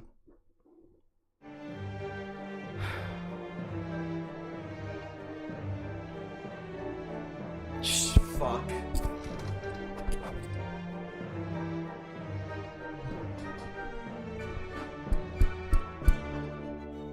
Fuck. Okay, let me explain. Because I saw Victini say, this did because of the end of trial 3. But you don't need to clear every trial with a good end. The problem is that the three scenarios for trial 3 are this. Either you don't go in to defend, either you don't go in to defend your friend, letting him die, at which point the revolution doesn't capture you, and you don't work for them. That's 1. 2 is you go in and you fuck up, like I did, to defend, at which point you start working for the revolution. The 3 is you go in and you don't fuck up defending, leaving your friend alive. Your friend is a master prosecutor. So, essentially, because your friend is a master prosecutor, I'm assuming that he would have helped you. But the ending you received was determined by the decisions you made in chapter 3. Yeah. Try tackling the trial in the catacombs differently in order to see a different ending. Thank you for playing AVIARY Attorney.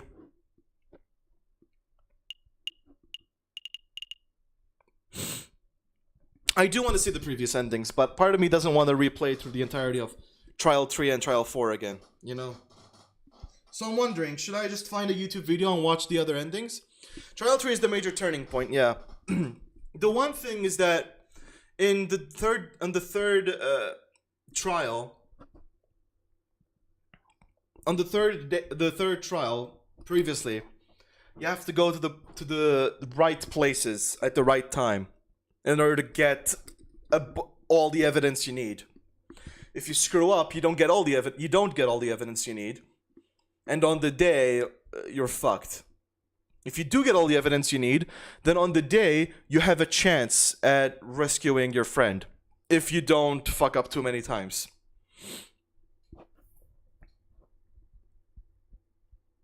So basically the 3 options are: don't defend your friend fail, or defend your friend and don't fail. I don't think I want to do the third trial again. But if you want, I can. You'd have to know exactly where to go. That's crazy stressing. Yeah, there is a guide for it though, if need be.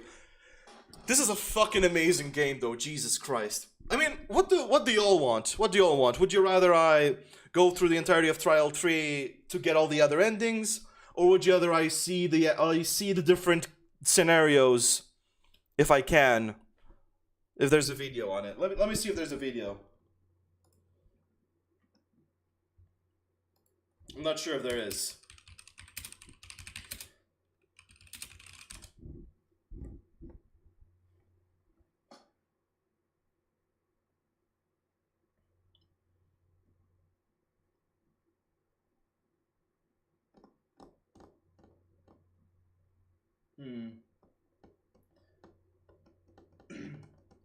Okay. I'll do it again with a guide. I'll do it again with a guide so that I save my friend. I'll do it again with a guide so that I save my friend. The last ending we'll see on YouTube because I don't... because I can't say that I want to just abandon him. You know, I can't say that I want to abandon him. I can't bring myself to abandon him. So what I'll do is I'll do it with a guide to save him and see the other ending that's possible. And then I'll see the video for the other ending. Because, you know, I'm not the kind of person who would, you know, do uncomfortable things that I don't want to do just for an ending. I'm not that kind of person. I'd see someone else do it, a description of the ending, or just won't see it. You know? That's the kind of person I am, you know? Other people might. They're probably better content creators, but personally, I just, you know, I'm not comfortable with that. I want to pick what I'm comfortable with. So, Aviary Attorney Guide. The one thing I will do, though, this bulb, is unplug, not that, is, hello? Still working? Yeah, still working. The one thing I will do, unplug my mic.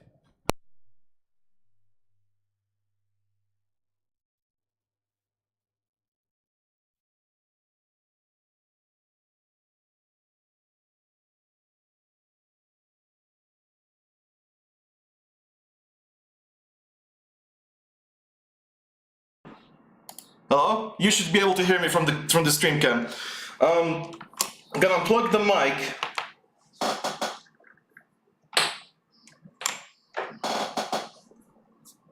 And the reason why is because the wires are fucked. The wires always get fucked, and it's always annoying when it does. Get fucked. So, basically I'm unfucking the wire. Hopefully. There you go. Yeah, right now it's on the webcam. So you're not hearing the actual mic. I have the cable here.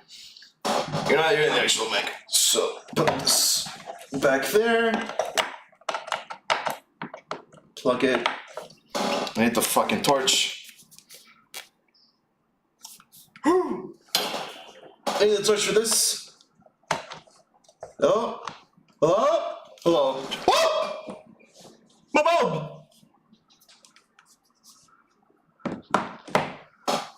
My bulb! Put the bulb back in. You're my fucking bulb. You're my ideas machine. You stay there. Wait. Whoa! Did it stop working? What happened? Oh wait, that's why. I need to activate 48 volts. There you go. Oh, let me change the mic again.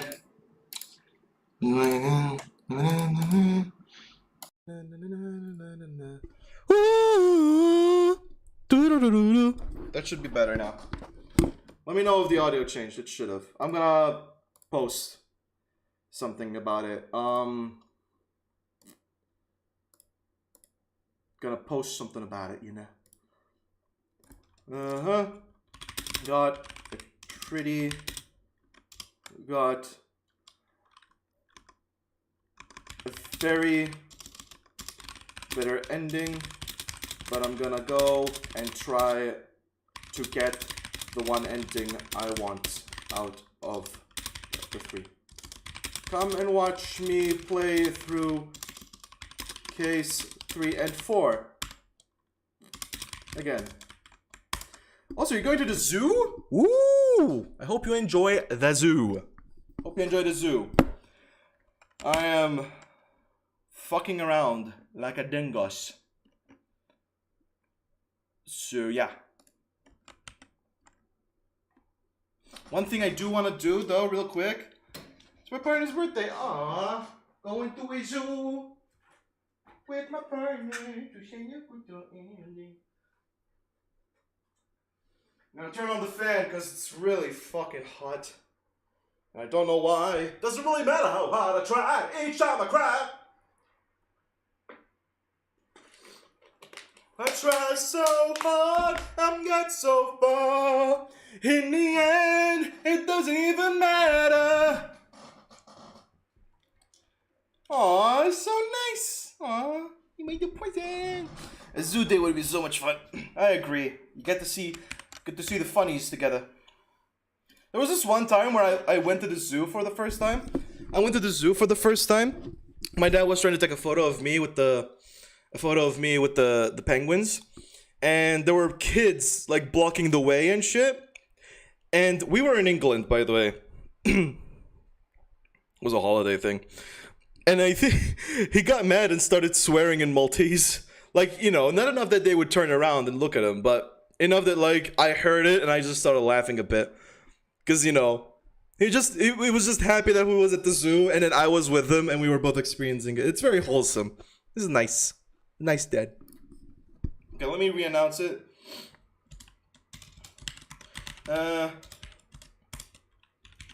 Got an ending. Come and see me replay case 3 and 4 to get another. Hopefully.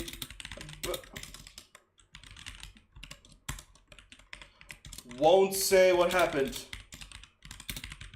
Because spoilers and shit.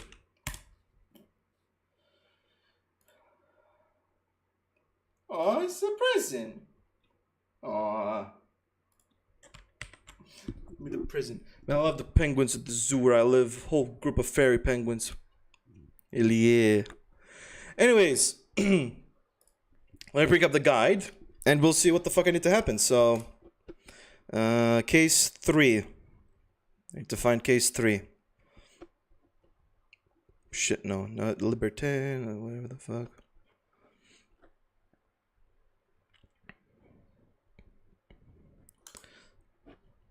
We have penguins at the aquarium, which was our anniversary date. Aww.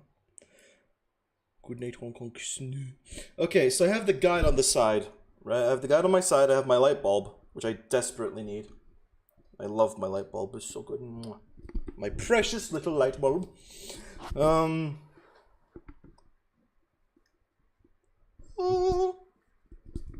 me turn off the torch. There you go. Good night, B. Anyways. Let's load the previous day. So, suspected for the request a meeting, January 25th. He wants to work on a special case. Your job is to find rebels in the correct monsieur. Agree to work and you are paid 50 francs up front. Refuse to work and ask for money to barter for more money. If you refuse twice, whatever. Okay, so let's start. Holding on for dear life. Yeah, it is. Let's start. Okay.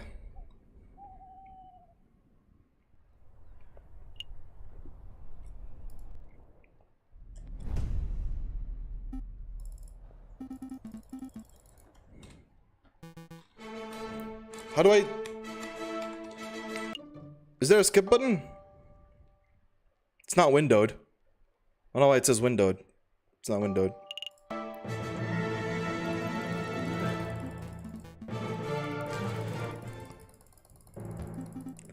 Okay, so we're skipping all the dialogue because I'm only gonna go for the dialogue that's new.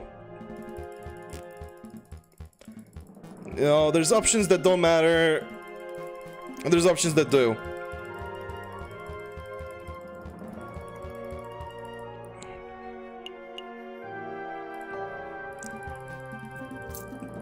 Okay, 50 francs. Okay, to discuss. Okay. So, you can see the fucking problem here.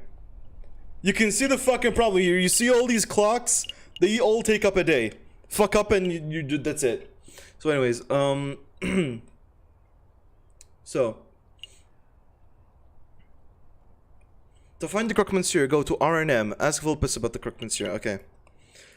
We did do this. We did meet the croque monsieur.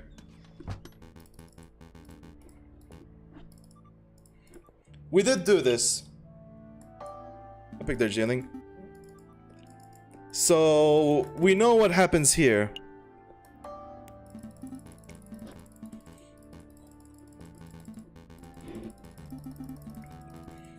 We'll take it. There you go. Have you heard rumor of uprising, just in case? That's all. And then the mouse comes with the tea, but we're gone, unfortunately. Okay, so that's step one. We did do that. We already did that. Go to Le Canard and visit the drinking floor. Okay. Ask about the Croque Monsieur and then ask about Fontaine's weapon. He will give you a book containing the secret passphrase that lets you speak with the Croque Monsieur. Okay. So, do all this. We already did this. We also already did this. I did, in fact, discover this. Yeah, unfortunately, we disappoint the mousey. There they are. We don't know the revolutionaries yet, but... Have you heard the Croque Monsieur? Where did you get the rifle?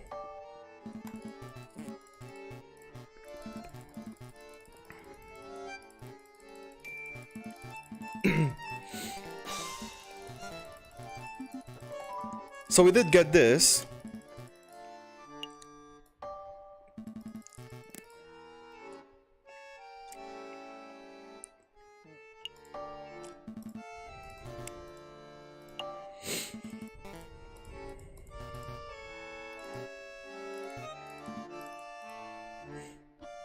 There we go. Give you a book containing secret passphrase that lets you speak with the Croque Monsieur. To get the passphrase, go to Notre Dame. So I go to the entrance. Yep, let's go. So we need to go to Notre Dame now. Which we also did. So far we did all of this.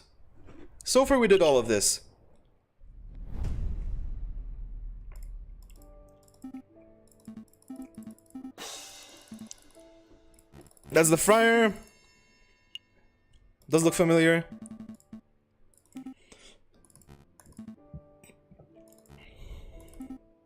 Twin brother. Yeah, we also saw this. Could you take a look at this? There's the book.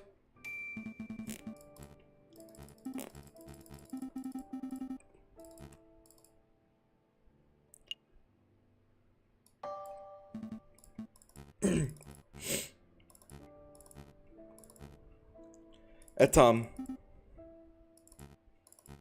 Okay. And that's all. Go and preach my brothers, okay. So we did all that. We already did all that. That took 3 days, so return to Vulpes. He says that the Croque Monsieur appears on Fridays on the Rue de Marmozet. Yeah.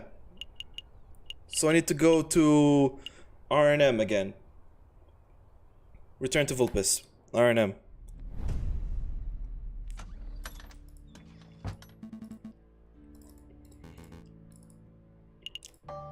Let's hear the good news. On Friday evenings, yeah? Yeah, we know what the password is. We know what the password is as well. Like, we just got it. It's a Tom. I guess there was new text because the last time I didn't know what the passphrase was, but this time I did. Because I fucked up. But I did find out what the passphrase was, and I did go to find the Croque Monsieur. But it's not Friday yet, so... The way the calendar works out, the only day you can meet with the Croque Monsieur is on Friday, February the 4th. Give him the password and ask about the rebels. Kakariko shows up at the wrong moment. Croque Monsieur runs away. And there are 2 pieces of evidence to collect here. There is a receipt which the Croque Monsieur dropped. I did find that. There are pieces of glass from the broken street lamp, which I also found. The receipt mentions the Sleeping City. You can go to the library to learn that the Sleeping City, blah blah blah. To learn that the Sleeping City are the underground catacombs. You can go to the Notre Dame and ask about the catacombs, but the friar refuses to help you. This person steals a fountain pen from the friar, which is added to the evidence. Okay. So we're not doing that yet. I have not done that. I never did go to the library to learn that the Sleeping City is the underground catacombs. And I never got the fountain pen, so that's things that, you know, yeah. However, in the meantime, before we go to Friday, go to the Louvre to see Judge Romulus, who appears to be talking to people about the cult of reason. Okay, the Louvre. The Louvre. Where's the Louvre? There's the Louvre. Okay. You're talking about the Cult of Reason. It's a fucking weirdo peddling cults.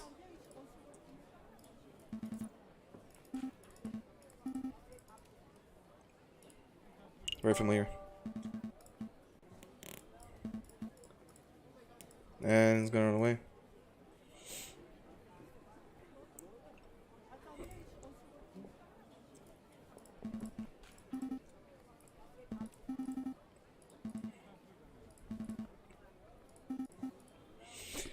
Okay, yeah, we did do this as well. And I also know that I went to a specific place for this. The Grand Gallery. Yeah. We already know, it basically tells us all about the fucking cultist and shit. Goes by Sylvius, and I also get a cult guide. So that's another piece of evidence that we get. You know about Night Rising, I already asked all of this. So we know all of this. Salle de Tibre. Just in case. I'm clicking on everything else just in case. I don't want to fuck up late.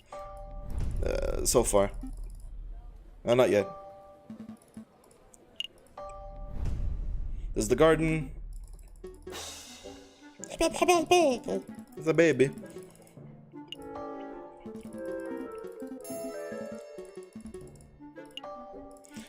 Pricing. No information. Looks profitable. Sounds like easy money. You betcha. Ka-ching. That's all. Yep, and now I can go to the plastic carousel to leave. Yeah, we're done here. The third line of investigation is paying Sparrowson's hospital bill. Go to the hospital and the doctor offers you a discount if you collect on an inventor's bill. The last time what I did is I went to the hospital and I never went to the inventor. Because I thought it was irrelevant. And I thought it would be wasting time. Turns out, should have done that. I was being a fool. Where is the hospital? Let's go to the hospital. Yeah, the Petit Salpapatpi hospital.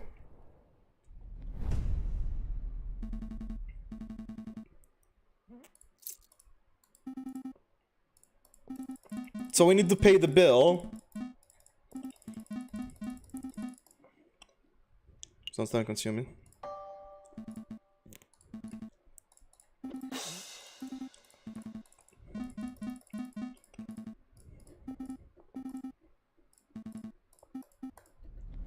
There we go. And now we know. This is where I fucked up. I did not go there. I should have. Also, yeah, huge needle with a huge beak. Visit the inventor at the atelier and he offers to build a fantastic device. At the atelier. Where the fuck is the... Oh, there it is. Visit the inventor at that atelier. Okay.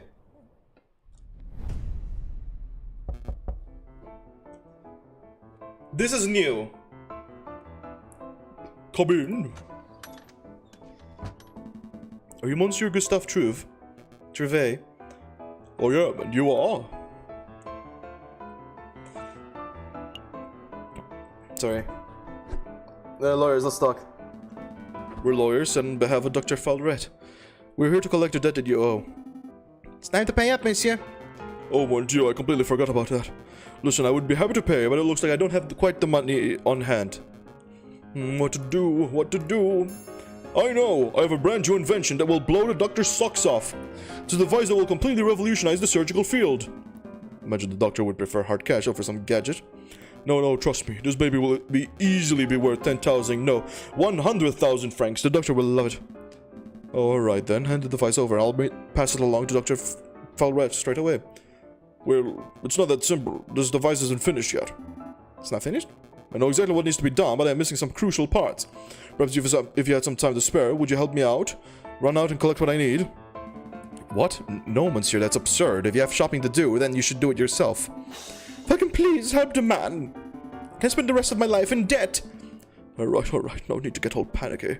We'll hear the man out, at least. Great, I'll take notes. What is it that you need, monsieur? Let's see. I need a copper pot. Pot? Like a saucepan? What on earth for? It's a necessary component for my invention. I can use it to build a portable electric battery.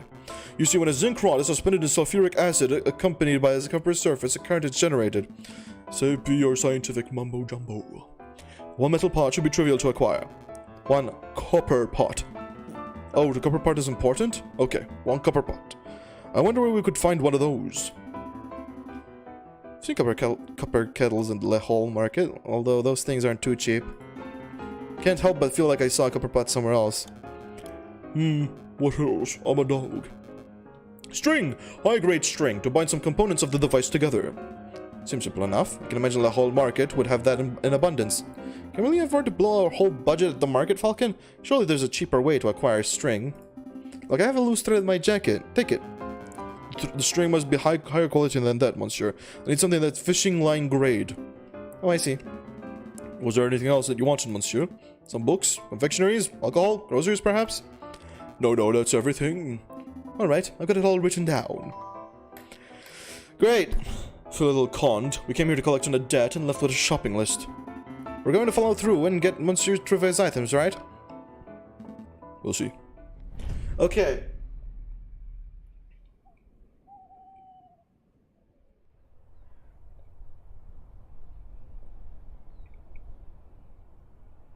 Okay, so we need to go.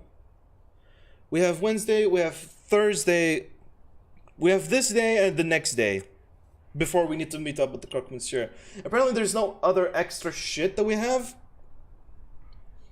Because we solved the familiar face, we got the cult guide. There's a Croque Monsieur, which you haven't done yet. Because, you know, it's Friday. We need to wait for Friday. So what I'm seeing here is that you can buy these at La Halle. Alternatively, you can buy fishing line string from Toussaint at the Font des Arts, or offer him chocolates as bait for the fishing line string. Return to the inventor and he gives you a device which finds and extracts bullet. Okay. Let's go to La Halle. We need to buy it anyways. We need to buy shit there anyways. Because we need a copper pot and a string. What options? Okay, so we need a copper pot and a piece of string. What options do we have? I see such a spider's silverware store. Jesus Christ. Too pricey. Let's take it down a notch. Okay, how about that place over there? Harry Hippopotamus's Pottery and Haberdashery. That name just rolls off the tongue. Still too pricey. We're buying for a mad scientist, not for the Queen of England. What about that little stand? Rules, odds and ends. Looks cheap and I even see a copper kettle in the back. Now we're talking. Excuse me, madame. Wait. Those two look familiar. I recognize you. Weren't you two begging outside Chateau Criniere a couple of weeks ago? Yeah, that was us. Thank you for your generosity, monsieur. We put your money to good use, see? We started a business. At Rules, Odds and Ends, we sell everything. I suppose the congratulations are in order. It's no small feat to pull yourself out of the streets in today's economy. So, do we get a discount? A discount? Well, we did help kickstart your little enterprise. Suppose we are inventors of sorts. Sorry, messieurs, no discounts. You gave us a donation out of the generosity of your hearts. Because you're such nice people. But maybe we can help you out. What is it that you wanted? And we see a copper kettle. Definitely need that.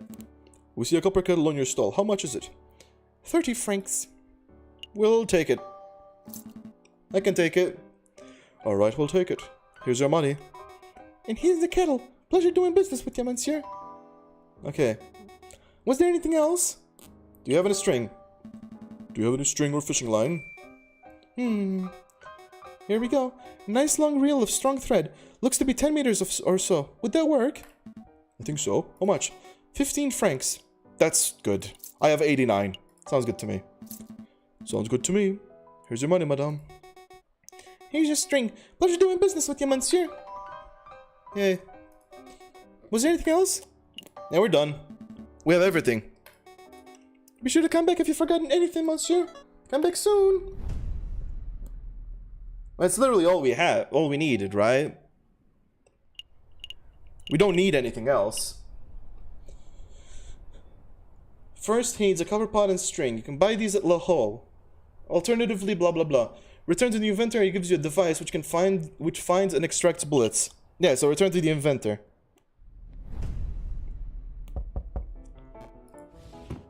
Let me not fucking... 1 copper pot and 1 reel of string.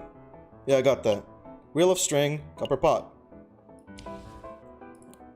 Come in. Oh, it's you two. Have you managed to get the materials I need? Yes, monsieur. The string and copper pot, exactly as described.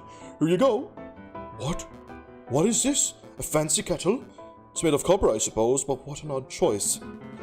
It was a little tricky to procure the necessary items, but with a bit of asking around, we managed to find suitable substitutes. There's a general store down the street that sells string and discounted copper pots and the like. I assumed you would have gone shopping there. You fucking... shithead. Why did you not tell us? Well, no matter, no matter. Give me 1 minute and I'll finish assembling the device. Why didn't you tell us before, you fuck?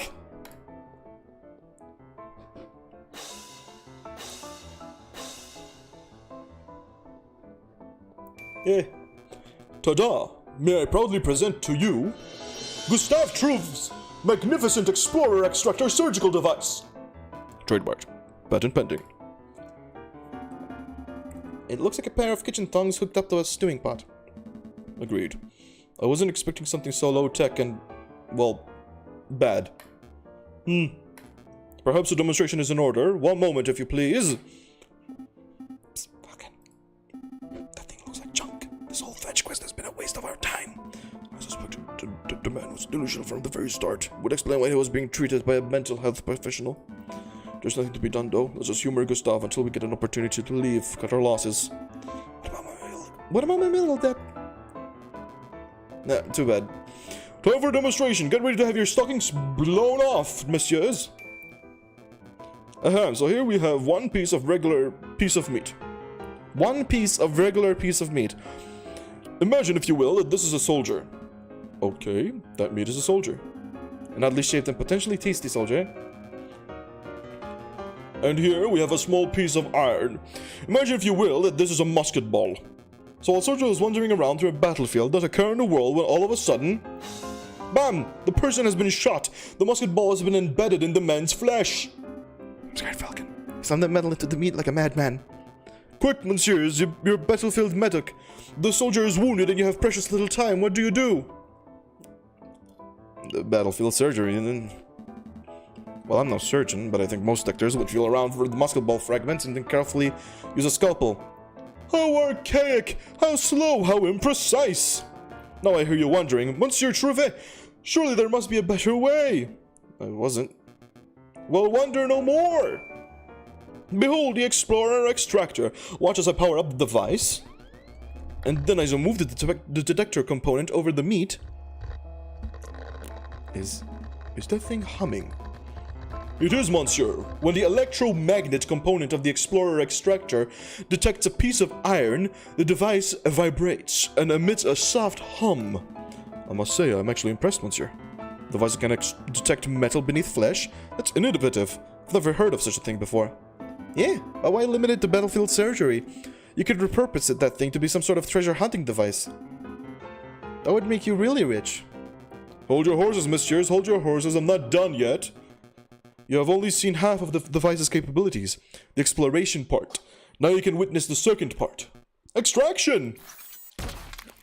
Holy fucking Jesus. What the fuck was that sound? Did that thing just... Yep.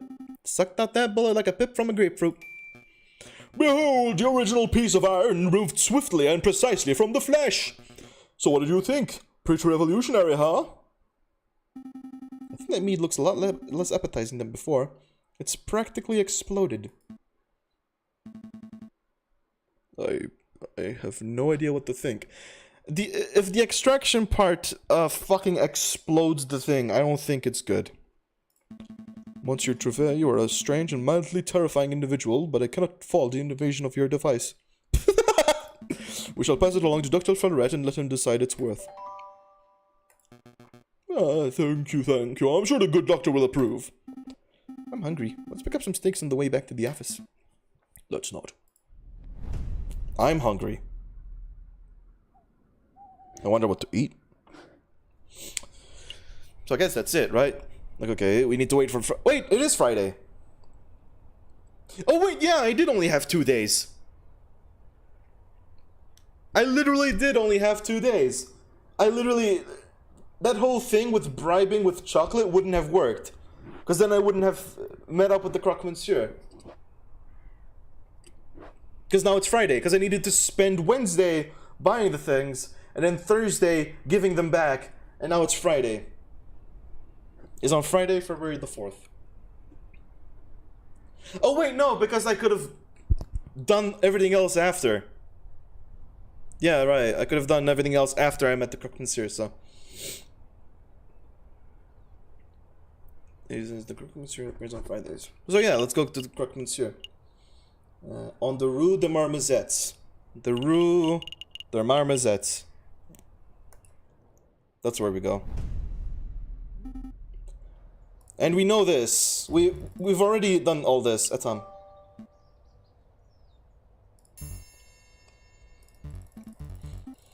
So yeah, we already did all of this.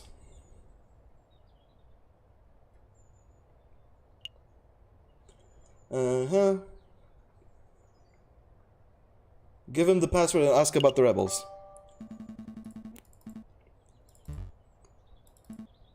Yeah, he will refuse.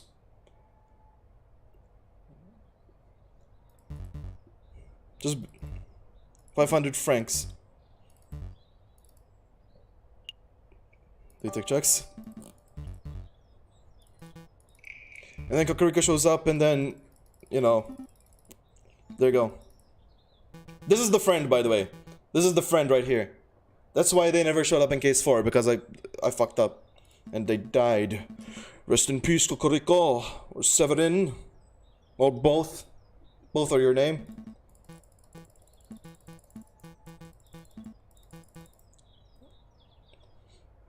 Which Falcon did.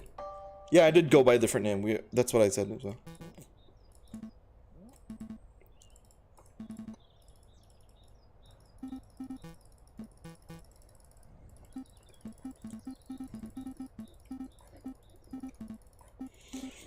Okay, now we're here. Ow, ow, ow. Okay, so this.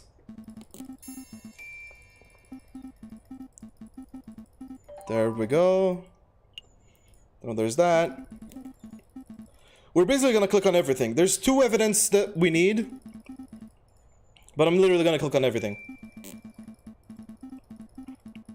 Because I'm not risking anything.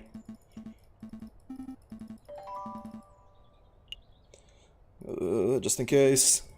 There you go. We did find the 2 evidences. No. Yeah. Yeah,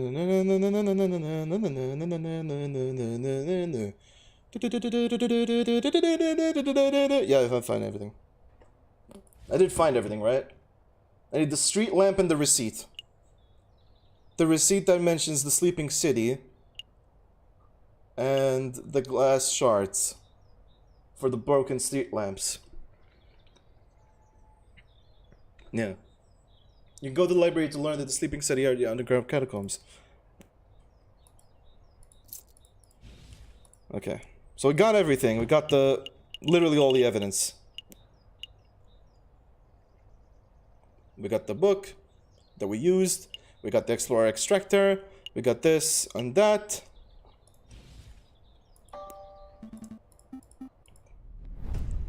No, we cannot always come back. We're literally on razor-thin margins.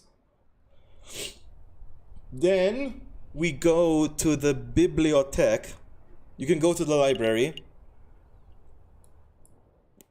And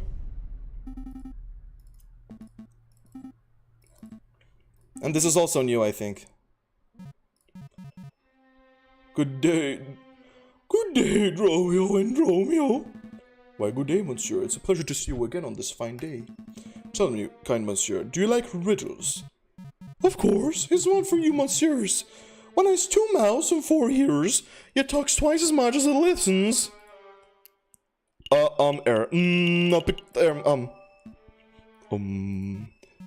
You! It's you, messieurs. You. You come in here yammering and yelling, never stopping to close your beaks for 1 minute. Oh, very good, monsieur.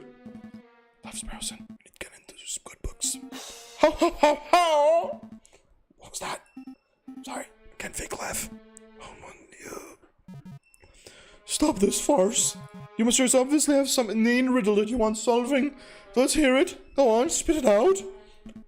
Oh, right. If we were to say that there's a place called the Sleeping City in Paris, where would it be? That's a new one. The Sleeping City. Got it. Really? Of course. The riddle was trivially easy. There are plenty of locations that could be called the Sleeping City, but only one place earns that title in Paris. Oh, and where would that be? We know the answer, of course, obviously. We're just fact-checking to make sure that you got it right. Think it through, messieurs. What kind of city is only inhabited by those who sleep all day and night? I got it. Spain. Okay. Don't be daft, Sparrowson. Spain isn't a city, but perhaps the monsieur is referring to the capital of Spain, Madrid. Nice sleepy place. You fucking... Spain? Madrid? You two are remarkably dense, aren't you? Sleep is a metaphor. Actually, it's one of the oldest and most powerful metaphors in the history of literature. It symbolizes death itself. The sleeping city obviously refers to a city of the dead, a necropolis. Think, messieurs, think. Use your puny avian brains. Do we have any necropolises in Paris? Of course. Of course, the catacombs. The winding tunnels of the dead that lie beneath our very feet. Very good, monsieur. That's the first semi-intelligent thing you have managed to say all day. You have more questions, don't you? Oh, yes. Can we get in? I heard the bourgeois like to tour the catacombs, don't they? Correct. It was quite the bourgeois tourist hotspot some 20 years ago. But if you are hoping to pay a visit, you are too late. The church had all the entrances sealed shut very recently. Why would the church do that? Believe it or not, they consider the turning of a mausoleum into a tourist attraction to be in poor taste. Pfft. Fair point. Alright. They shut down all the entrances? Really? Surely there must be, like, 1 or 2 left untouched. If there is such an entrance, it is not public knowledge. I see. Could you give us a brief rundown of the history of the catacombs? The cemeteries of Paris were overflowing by the end of the last century. It was a mess from what I hear.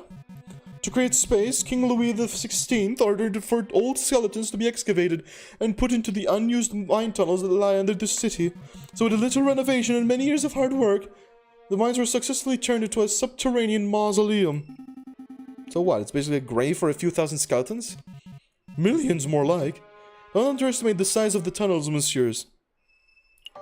Yeah, that's fucking terrifying. Why would people want to visit that place? I heard it's you can still visit it, albeit illegally. And there's people that got lost because no shit. It's a fucking mausoleum with a bunch of skeletons. It's spooky. Good day. The Sleeping City released the Paris catacombs, then there must be some way to get in. And I got a tele network that would probably be connected to the city's sewers, right? So we just need to find the right manhole and boom, we're in spooky, scary skeletons and shivers down our spine town. That's a good idea. Or maybe connect to the Seine? Perhaps some swimming is in order. You two dunces are going to get yourselves killed. If you really wish to visit the catacombs, you would be best asking those responsible for the closures. The dead people? Sparrowson, oh my fucking god. The church, monsieur. The church would know if there are any unsealed entrances still exist. Oh, right. Well, shit. Let's go to the church then. Notre Dame and ask about the catacombs, but the friar refuses to help you, of course, because the friar is a dickhead. Did you sneak out to the Louvre again? I keep telling you, my brother, you can't risk being seen. There's too much at stake. But good word must be spread, my brother. We need as many supporters as possible. No more sulking in the shadows. No more cowering in the dark. We must rise up against our oppressors. I feel like I've seen vids of people exploring the place. Yeah, I've seen it too. There's also been horror movies about the fucking place. There's also been fake horror videos. Like a fake horror video of someone going in, getting lost, and then being fucked up or something. Dropping the camera, I don't know. Oh, but before I forget, here's your pen back. I borrowed it. Again? What happened to yours? I lost it. So careless. Don't sweat the petty things, brother. Let's focus on removing the obstacles that stand in the way of our father's dream. Right. Like the annoying little bird who's been poking us back into our business. He's dangerously close to uncovering our secret. Want me to take care of him? It would be in our interests. I have a trap in mind, but... someone's coming. Go ahead. It's me, the bird. My brothers have returned. What can I do for you today? A confession, perhaps? Actually, Friar, we're here for information. We want to learn about the catacombs that lie under Paris. The catacombs? You don't want to go there, my brother. It's a wretched and haunted place. Sure it is, but we know that the church was responsible for having the entrances sealed shut. So we figured that maybe there's a super secret friar-only entrance that only you know about. Secret entrance? That's an interesting idea. You know, you're not the first person to have asked about that. We aren't? Yes. A cockerel paid a visit yesterday. Perfect posture and it's snooty or one-eyed and scowling. The first. A prosecutor, I think he said he was. That's how he found his way in. Shit! Oh, no. Fucking goddammit. Okay. Okay, then. I'm guessing that's why... That's why the wolves, you know, framed them. Because, you know... Yeah, it was getting too close or whatever the fuck. God damn it. I'm wiping my eyes. My eyes are tired. Anyway, I'll tell you the same thing I told him. If you venture to the catacombs, you'll not return. Understood? Was that a threat? Was that a threat? No. Just a friendly word of caution. We wouldn't want anyone to get lost in the endless maze, would we? Now, if you do, will excuse me, I have a sermon to prepare. Be on your way. Yeah, another dead end. Maybe it's time to wrap this up. We can go tell the inspector what we found and call it a day. Don't wish just yet. I managed to take something from the friar's pocket when he gave us a little warning. Seriously? Again? This is becoming something of a bad habit for you. Well, go on then. Let's see what you pilfered. This. You found this pen in the friar's robes? Yep. Interesting. Actually, this is more than interesting. This is amazing. This is the exact same pen that Judge Romulus uses. It even contains the same green ink. Huh. Do you think it's exactly the same pen, or do you think Romulus and Remus just have a matching set? I honestly don't know. But I do know that this may come in handy. I'm going to keep hold of it. And we have all the other evidence. We're still at the end, though. My gut tells me that this friar is hiding something, but I can't get him to cough up. It's not like we can beat information out of him. Let's just go do some other stuff, and maybe we'll stumble across some more clues. Maybe you're right. Let's go. Now, you know that there's definitely... I think there's definitely 2 days of leniency. There's definitely 2 days of leniency, I think. Because there's the alternative that you can buy the fishing line from someone at the Pont des Arts. And you can also bribe them with chocolate if you don't have enough money. So I know that there's that. Right? There's 2 days. So it has to be on Wednesday, right? Or is it on a Tuesday? There's more to investigate if you want. The evidence you need are the inventor's Explorer extractor device. I got it. The broken street lamp. I got it. The fountain pen. I got it. And the signed cult guide. I got it as well. I got all 4. The investigation ends on Wednesday, February 9th. On this day, the Croque Monsieur is murdered. While Cocorico's nearby. Okay. Yeah. So... may want to double check that just in case. Yeah, I will. I'm gonna go get some chocolate. I'm gonna go get the chocolate. By the way, I have everything. We have the Explorer Extractor, the Cult Guide, the Glass Shards, and the Fountain Pen. So we have all the 4 evidence that we need. Welcome, welcome, it's you too again. This is one thing I also did. I did in fact buy the chocolate. I just never got a chance to use it, so I thought I wasted the goddamn thing. So, whoops.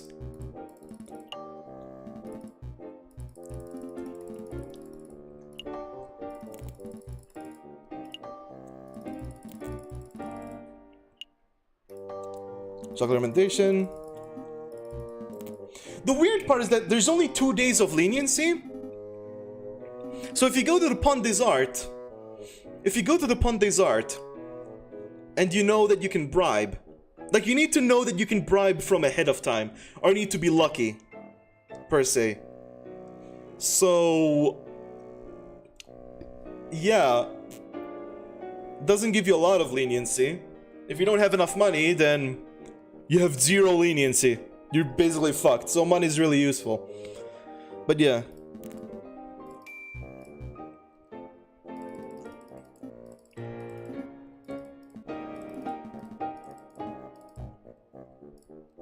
£5. I mean, £5 is really fucking cheap, honestly. I guess that's why it's a bribery thing.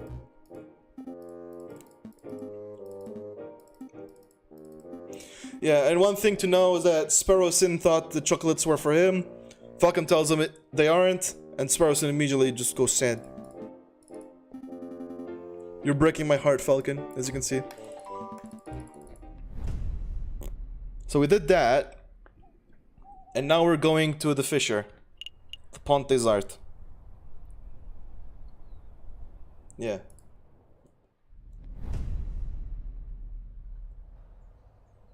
We got all the 4 evidences that we need, though.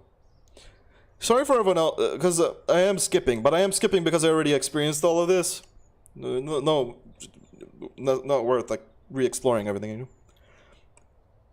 Well, if it isn't the rude lawyers, you know, you owe me, big guy.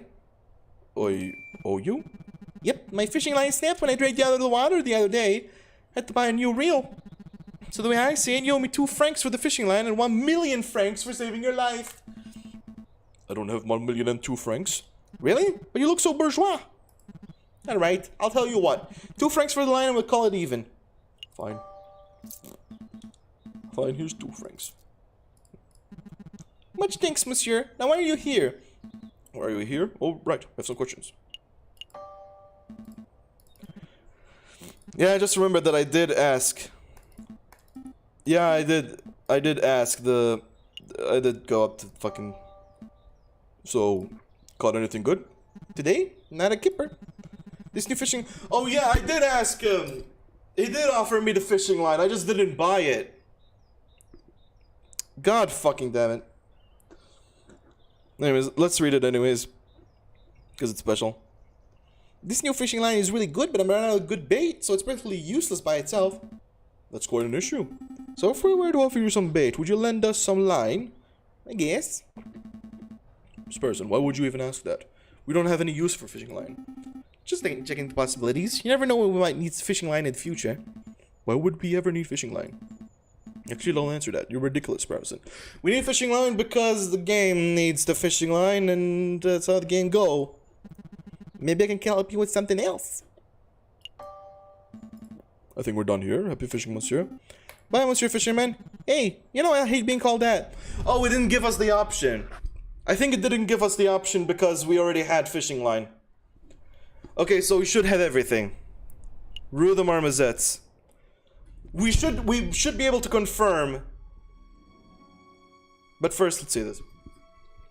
We should be able to confirm that we have everything we need by how Falcon reacts. If Falcon if Falcon reacts horribly again, I have no idea what the fuck went wrong. But yeah, as you can see, the rooster gets framed. The rooster shows up with the gun. The trial is a whole sham, by the way. There's a lot of problems and shit. I think we're getting close to unraveling this whole rebellion nonsense. Let's not dawdle, Sparrowson. We're nearly there. Alright. Yep, we did it. We did it. We have everything. Yeah.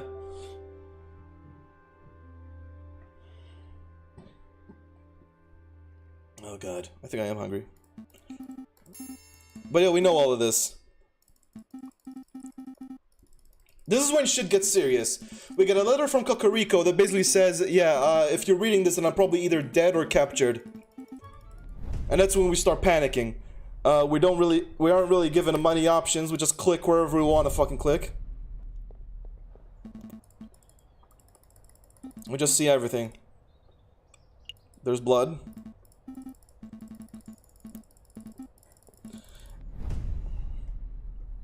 If you click on the blood, you just, you know, move and shit. And then we go into Notre Dame. Which, you know... Here? Yeah. And we just follow the blood trail and accidentally...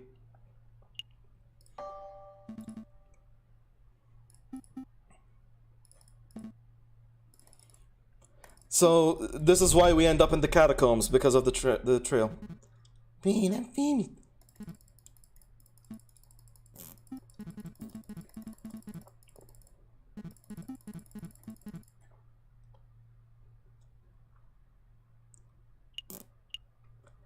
And yeah, I just gave him the chocolate. I got chocolate. There you go. I just used the chocolate here. There you go.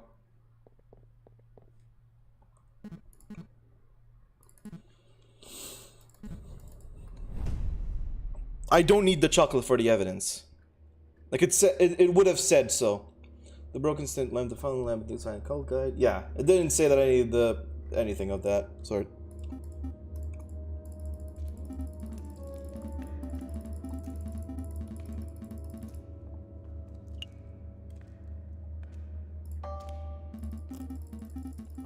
We went through all of this.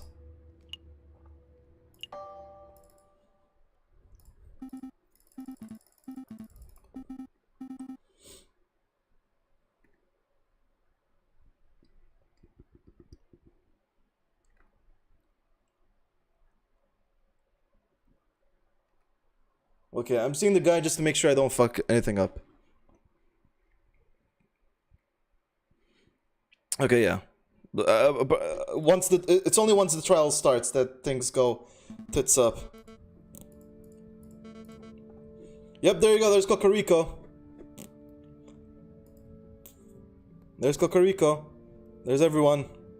This was really fucked up the first time I played it.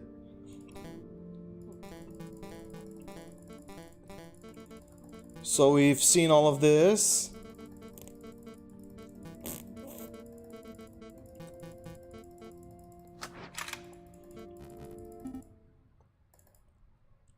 Speak up. Alright, I'm going in. And Sparrowson leaves. Wait! And then I barge in so that I can start a trial. That's basically what happens.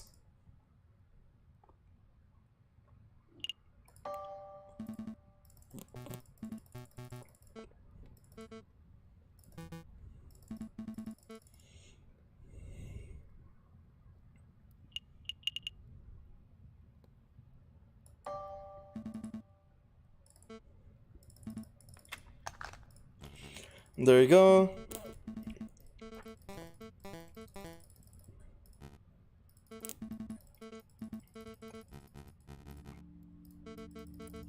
So we know all of this. It's just that when the cross-examination starts is when we do everything. Yeah.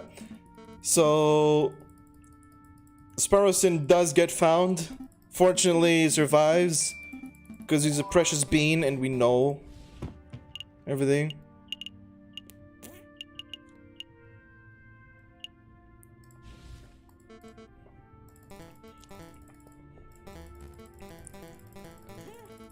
Okay, so we saw all of this.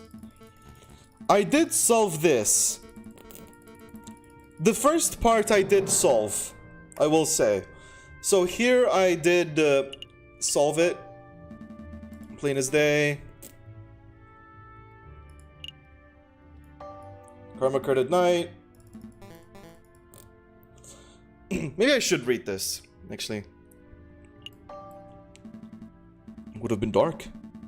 So dark that you could have not possibly... So dark that you could not possibly have identified the people involved.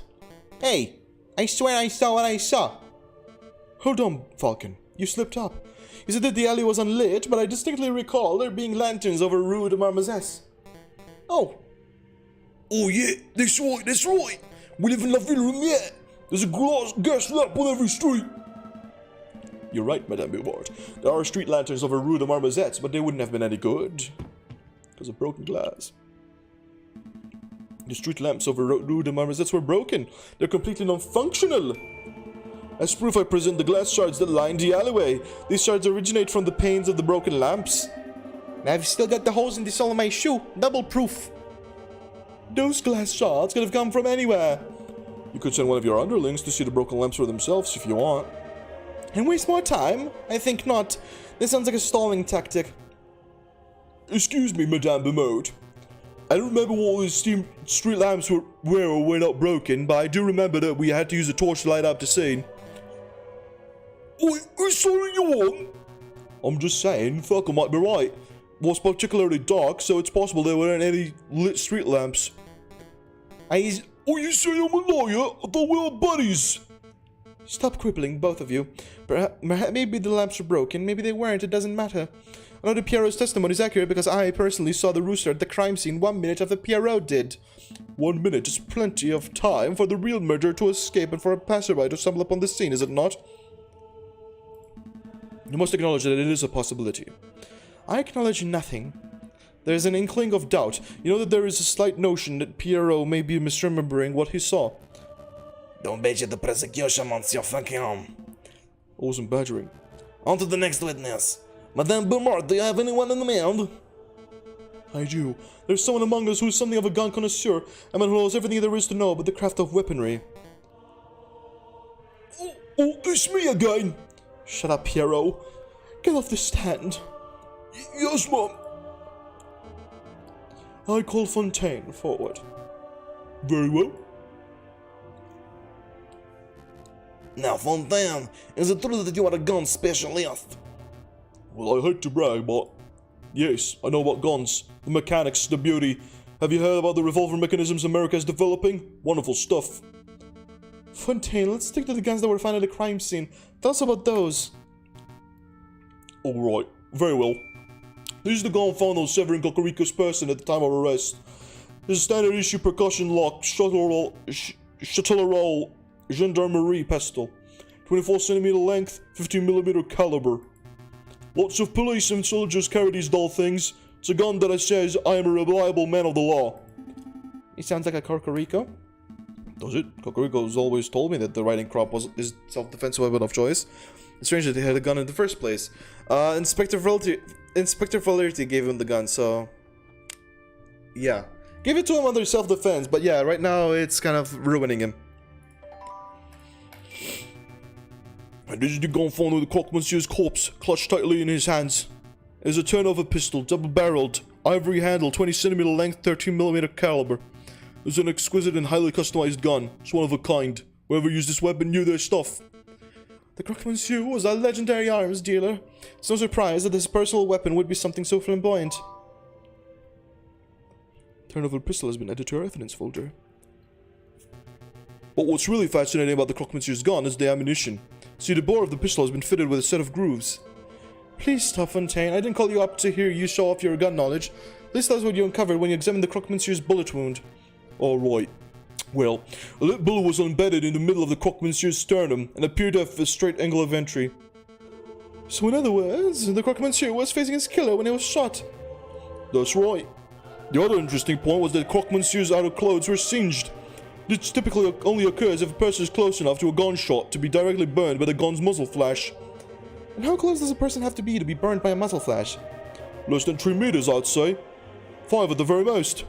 Then there is no chance that there was a rogue sniper on the rooftops. The Croque Monsieur's killer was standing in the Rue de Marmozet themselves. As is plainly evident, only one person was found in the Rue de Marmozet at the time of the incident. Prosecutor Cocorico! Well said, madame. I think you just unequivocally proved this bird's guilt. Not so fast. I would like to cross-examine the witness. I don't think so. You're overstepping your bounds, bird. Let the lawyer try, Remus. When he fails, there will be absolutely no doubt to anyone in this room that Cocorico is nothing but a bloodthirsty murderer. That's what you said last time, and you were wrong. Okay, alright.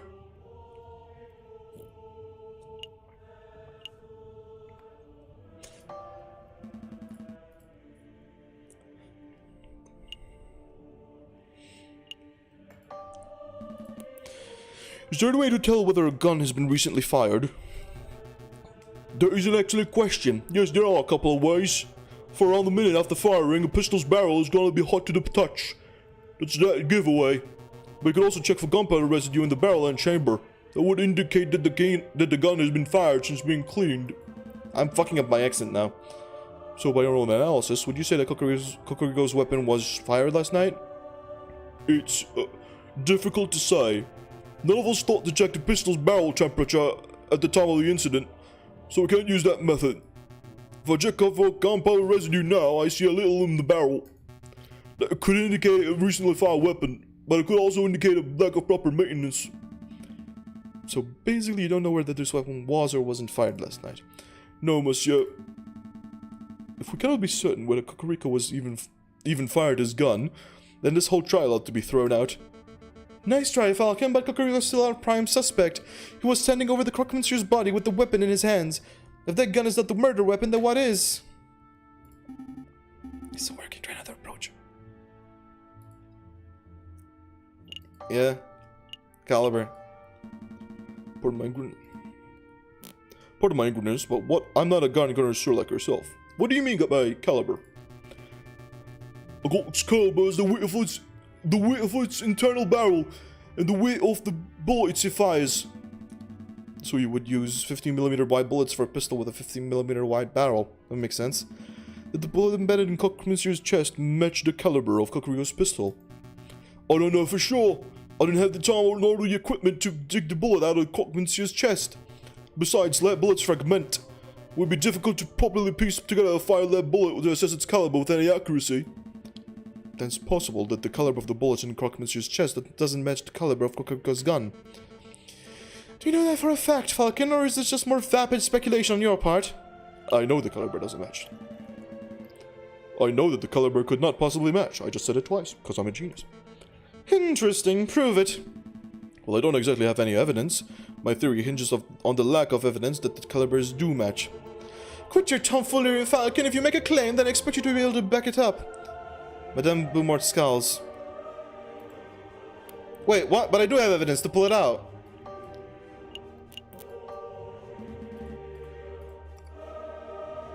Wait, what? Didn't work?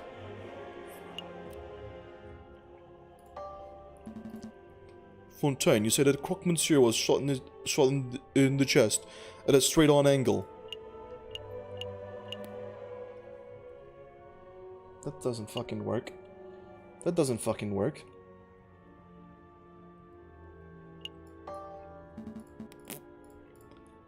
Let's try the other pistol, I guess.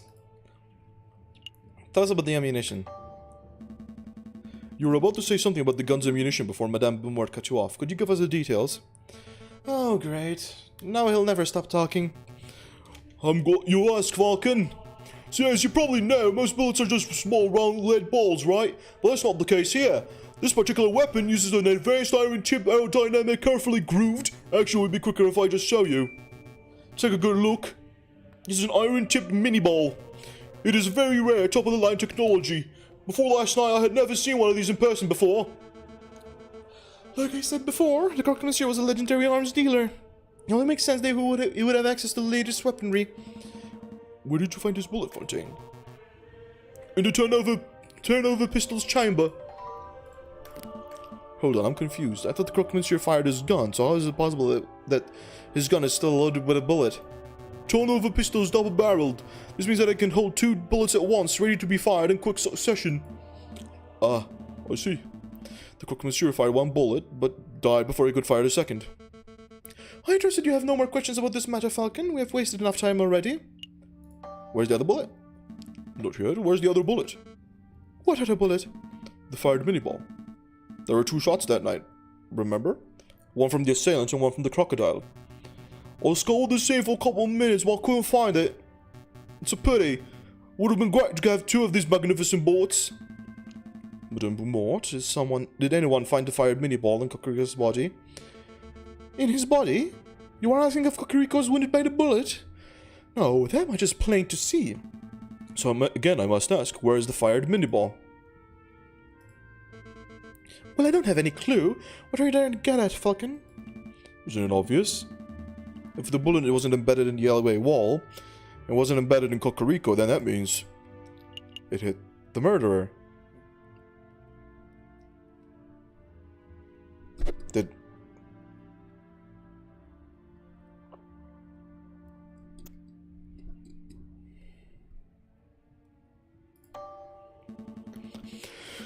The bullet hit the murderer. The real murderer must still be embedded in whoever attacked the croque monsieur.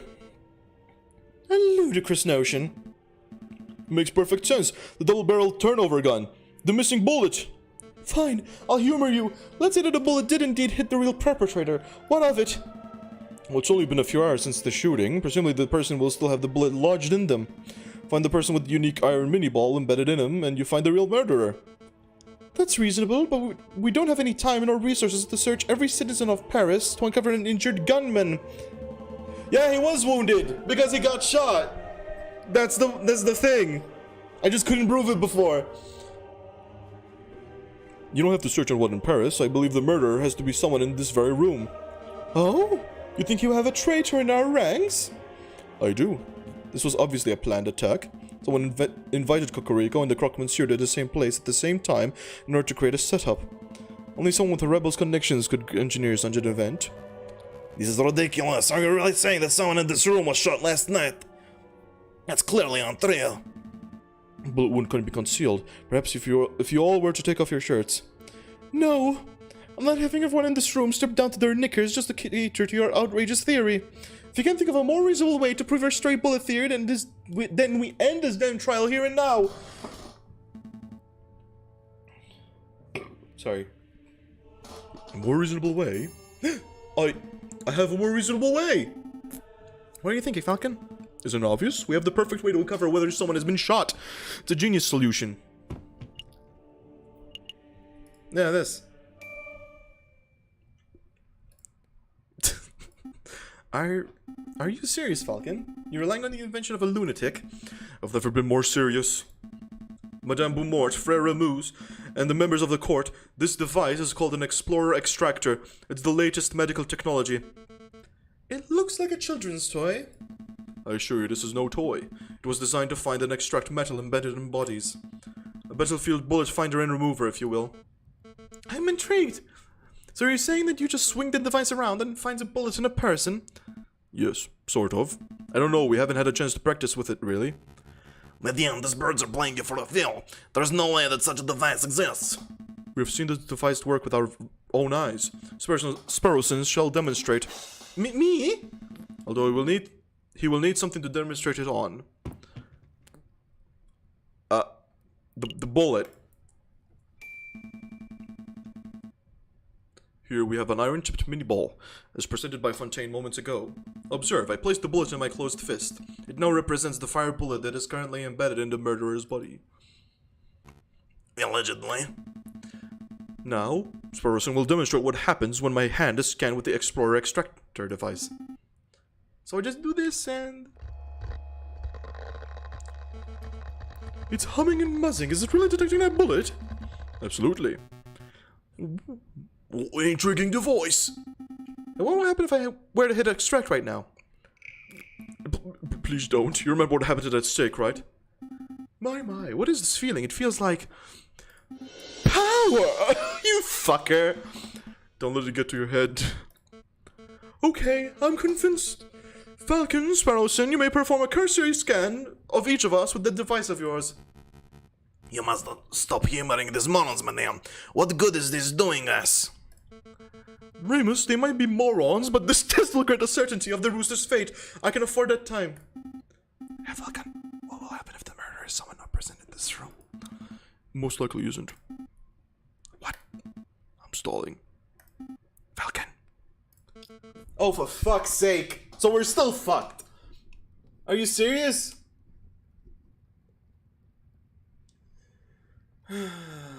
Fucking goddammit. Gotta move on, you two. I really must express my displeasure that you are going along with this farce, Madame Beaumont. Let us end this trial right here and now, and get the justice you so crave. Don't worry, Ramos. My patience for this bird brain is wearing thin too. When this asinine scheme of his fails, you will face the consequences.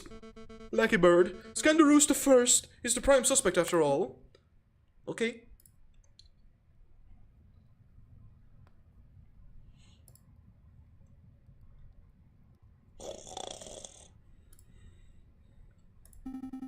Not getting any reaction, that means there's probably no bullet lodged in Cocorico. So he's innocent for sure. No. All it means is that this bird was not shot by the hypothetical bullet. Don't forget, this is all speculation on Falcon's part. Madame, I must insist that you end this. It is a fool's errand. We have other matters we must attend to. Can you shut the fuck up? Remus, you let me worry about our time management. Piero, you go next. Alright, let's get it over with. No reaction. This means that Piero wasn't shot either. No surprises there, what, guys? Let's see. Next we shall test. Madame, I implore you. You're being awfully lippy, Remus. Why don't you go next? Me? That is not really necessary, Madame. I don't want to participate in this ridiculous child's game. This is no game, and I'm issuing you an order to cooperate. I refuse. What? Piero, please restrain Remus. With pleasure, ma'am.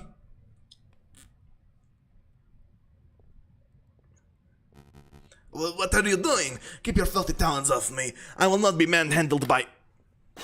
You shut the fuck up. Oh, stop that! You're making a mistake! Madam, think a little harder. I have an alibi. I was with you the whole evening. Sparrowson, do the test.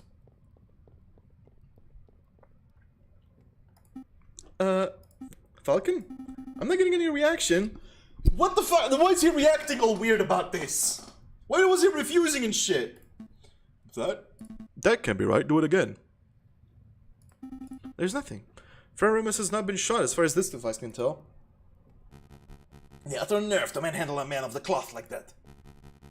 As I sat on the floor, madame, I was with you in the fontaine the entire evening. Could not possibly be in two places at once. Then why the fuck were you resisting so hard? It's true, you were sitting in my line of sight exactly when the murder was supposed to have taken place. As was I. Right. Fontaine was sitting with us too, so that rules him out, and I know that I didn't perform the murder, obviously. Which means that every suspect has been accounted for. Go sit down, lackey. Your job is done. You realize what this means, don't you, Falcon? Your little test failed. Your hypothetical bullet theory turned out to be unsubstantiated speculation. Pure guesswork. Shall we end this trial, madame?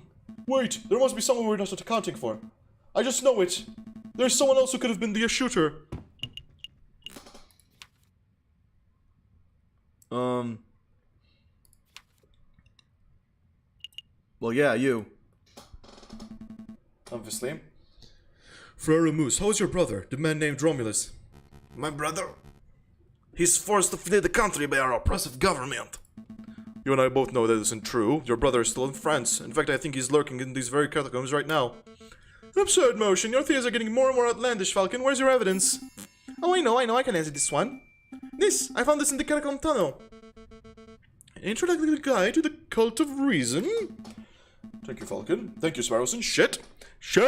No, Remus. Does this pamphlet look familiar to you? No, I've never seen it before in my life. Are you sure? Are you sure it doesn't belong to your brother, Romulus? No, there are many cultless despairs. Maybe it belongs to one of them. Falcon, I'll check your word that your lackey found this pamphlet in the catacombs. But Remus is right. You have no evidence that the man known as Romulus is the one who dropped it. I do! This pamphlet could have been dropped by anyone. It even have been dragged in on the sole of Piero's shoe, for all I know. Won't be the first time! Actually, madame, I know for a fact this pamphlet belonged to Romulus, and I can prove it! Is this? A little while ago, while visiting the Louvre, I saw a man who looked very much like Romulus handing out pamphlets. As you can see, the pamphlet from the Louvre is identical to the pamphlet from the catacombs, except for one important detail. Romulus signed the Louvre pamphlet himself! No way! My brother wouldn't do something so foolish! Do you see, right here on the cover page, that is Romulus' signature? I admire your tenacity, Falcon, but something is blatantly wrong with your evidence. We know that the brother of Remus is named Romulus, but this little pamphlet of yours is named Silvius. Clearly not alias. Romulus is on the run from the police, so he must have changed his identity. That's a plausible theory, but it's unsubstantiated. How do you know that this pamphlet was signed by Remus's brother? Fountain pen? This fountain pen? Hey, where did you get that? Is it my brother's or man? Well, Remus, your mouth is almost as big as Romulus's. Anyways, I believe it's yours. Sparrowson happened to find this pen in your robes just a few days ago. You mean he stole it? Let's not argue over semantics.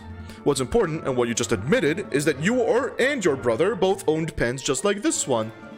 See, these pens are unique in that they contain green ink, a very unusual choice of ink color. Very evil choice too.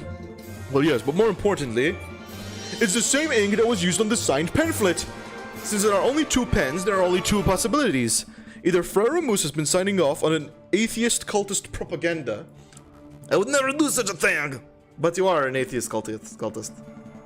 We proved this. In the future, but in a different future, but yeah. Or his brother has been using this identical pen to sign cultist propaganda, the same type that was found in these catacombs. Impossible! My clumsy awful brother lost his pen a week ago. Oh, so then the only explanation is that you lent him your own. No, you see... It doesn't matter how you cut it, Friar. One way or another, you and your brother are tied to the cultist pamphlet. Admit it! Confess! Falcon. Enough. You've made your point. You are asserting that the friar's pen ties him to the cultist pamphlet. I get it. This is all tenuous, wouldn't you say, madame? No question. Falcon has suggested a theory that hinges upon a theory that hinges upon yet another theory. It's not hard proof by any measure. He may very well be wrong, but at least he's logical. His theory is self-consistent. What are you saying, madame? Falcon, where are you saying you found this leaflet? The inside one, that is? Oh, down the catacombs tunnel through the fork on the left-hand side. Fontaine, Pierrot, go see if you can find anyone dawdling where they shouldn't be. Yes, madame. Yes, ma'am. I swear to God, if the motherfucker escaped already. Yeah, just waiting. In a moment, one of two things will happen. Either Pierrot and Fontaine will return empty-handed, in which case I'll have no choice but to execute Cocorico. And then I would have to execute you, Falcon. And you, Sparrowson. Us? Not because of what you've seen tonight, although that's admittedly a problem, but because your lies would be treasonous to our new republic. I didn't sign up for this. Or... Pierre and Fontaine will return with a prisoner in tow, in which case... we will be free to Cocoricada and skedaddle. Surely not, madame. You're not going to let this get free just walk free after everything that's happened here. Remember what this rooster did to your father? Hold your tongue, Friar. If it turns out you've been deceiving me all this time... My people, look what we found! Holy shit, there he is! He didn't escape! Ow, ow, stop shoving me! I can walk myself! Uh-oh. Uh-oh. Well, well, we really do have a ghost in the catacombs. Introduce yourself, Wolf. Very well, mademoiselle. My name? Madame. Right, Madame. Whatever. My name is Silvius. Don't you mean Romulus? Well, this isn't fooling anyone, Your Honor. Alright, alright. I am Romulus, twin brother of Remus, and loyal servant to the rebel cause. That's the whole truth. He's telling the truth, madame. Long live the Second Republic. Right, guys? I have a lot of questions. Both for you, Romulus, and for you, Remus. I don't appreciate being lied to. It seems that you have your hands full, so we'll just be taking our leave. Not so fast, Falcon. Your theory is still unproven. If it turns out that Romulus has no bullet in him, then you would have no evidence that implicates him of the Croque Monsieur's murder. Cocorico would still be the prime suspect. Bullet? In me? What are you guys on about? Spare me. Fontaine, hold him down. Hold me down? Ow, ow, ow, ow. Sparrowson, do your test. I'm on it. fucking beeped! Fucking beeped! But it's buzzing! It's really buzzing around his shoulder. I see blood. I see blood. There's definitely a bullet wound there. That's just an old bullet! An old war wound! I got it fighting in Algeria in 36! Obviously a desperate lie. My brother is being completely honest, madame. He's a veteran. He was shot in battle. You know, I could just extract the bullet right here and now. That would remove all doubt. Yeah, do it. Extract that sucker, Sparrowson. Ah! Wow. Sucked it out like a pip from a grapefruit.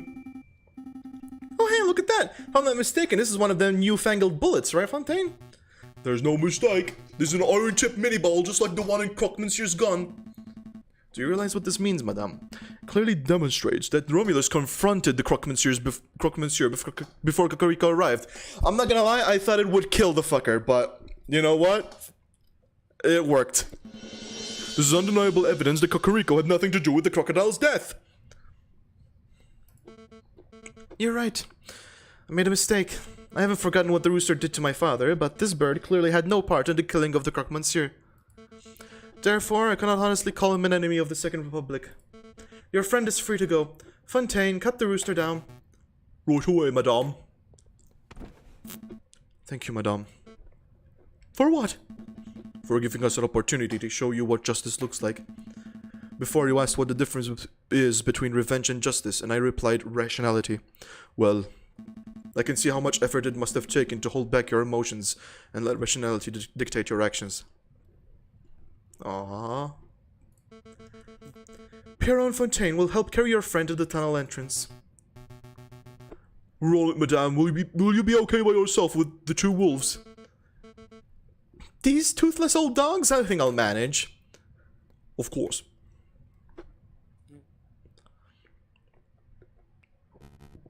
Come on, brother, to your feet. So, cultists. Cultist is such a strong word. Listen, mademoiselle. Don't mademoiselle me. I shall be asking the questions here. Tell me, friar, are you a cultist too? Madame, I am a humble servant of God. Ugh, I never realized how poisonous your words are. You've been spewing lies since the very start, haven't you? Madame. At least tell me why you two killed the Croque-Monsieur. Because... Allow me, brother. You want to know the truth? We want exactly the same thing as you. We want a world without class, a world without false rulers and gods, a world where only the reason of man reigns. A world of true equality and fairness. That is what you strive for, no?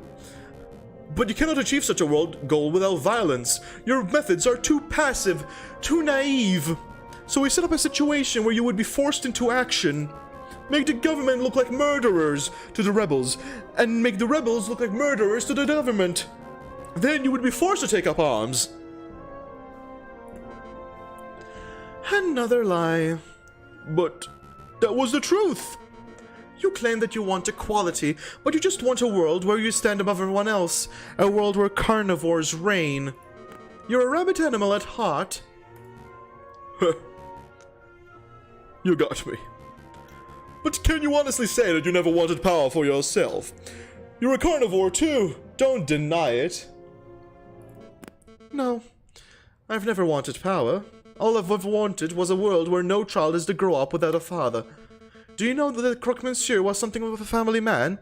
He once confided in me that he had 5 children and a late wife. Ah.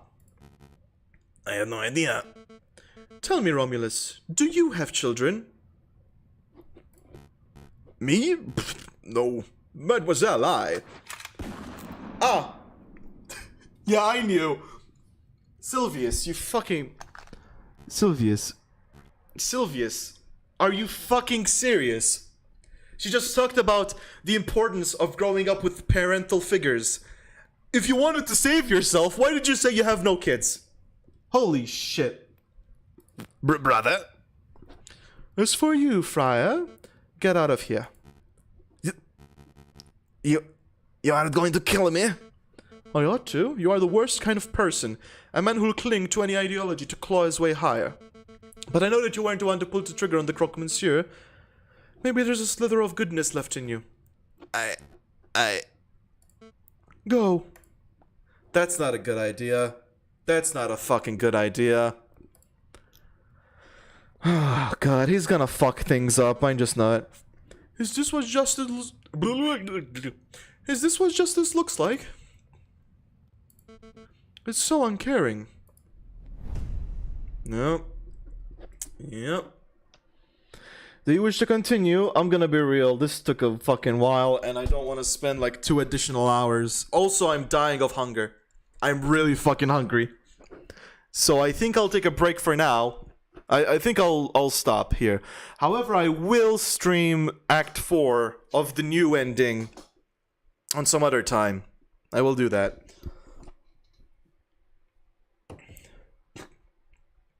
I'm burping acid. Fuck, that's not okay. But yeah, I will stop here. And exit to desktop. And then I will remove the bulb. Because I need to plug this in. Just a moment, give me a sec.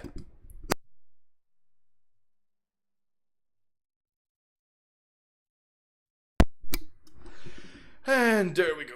Oh, I'll probably schedule it, you know.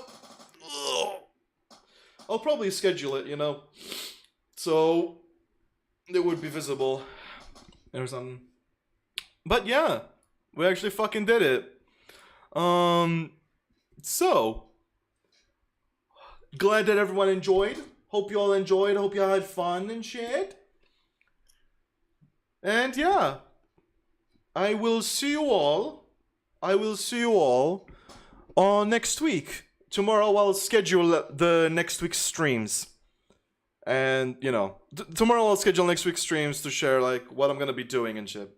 So yeah, hope that you all had fun. I'm going to go eat and live and stuff. And probably edit. I need to edit some videos. I need to do some chores. And I have a video to release as well. So yeah, hope you all have fun. See you next time. Adios.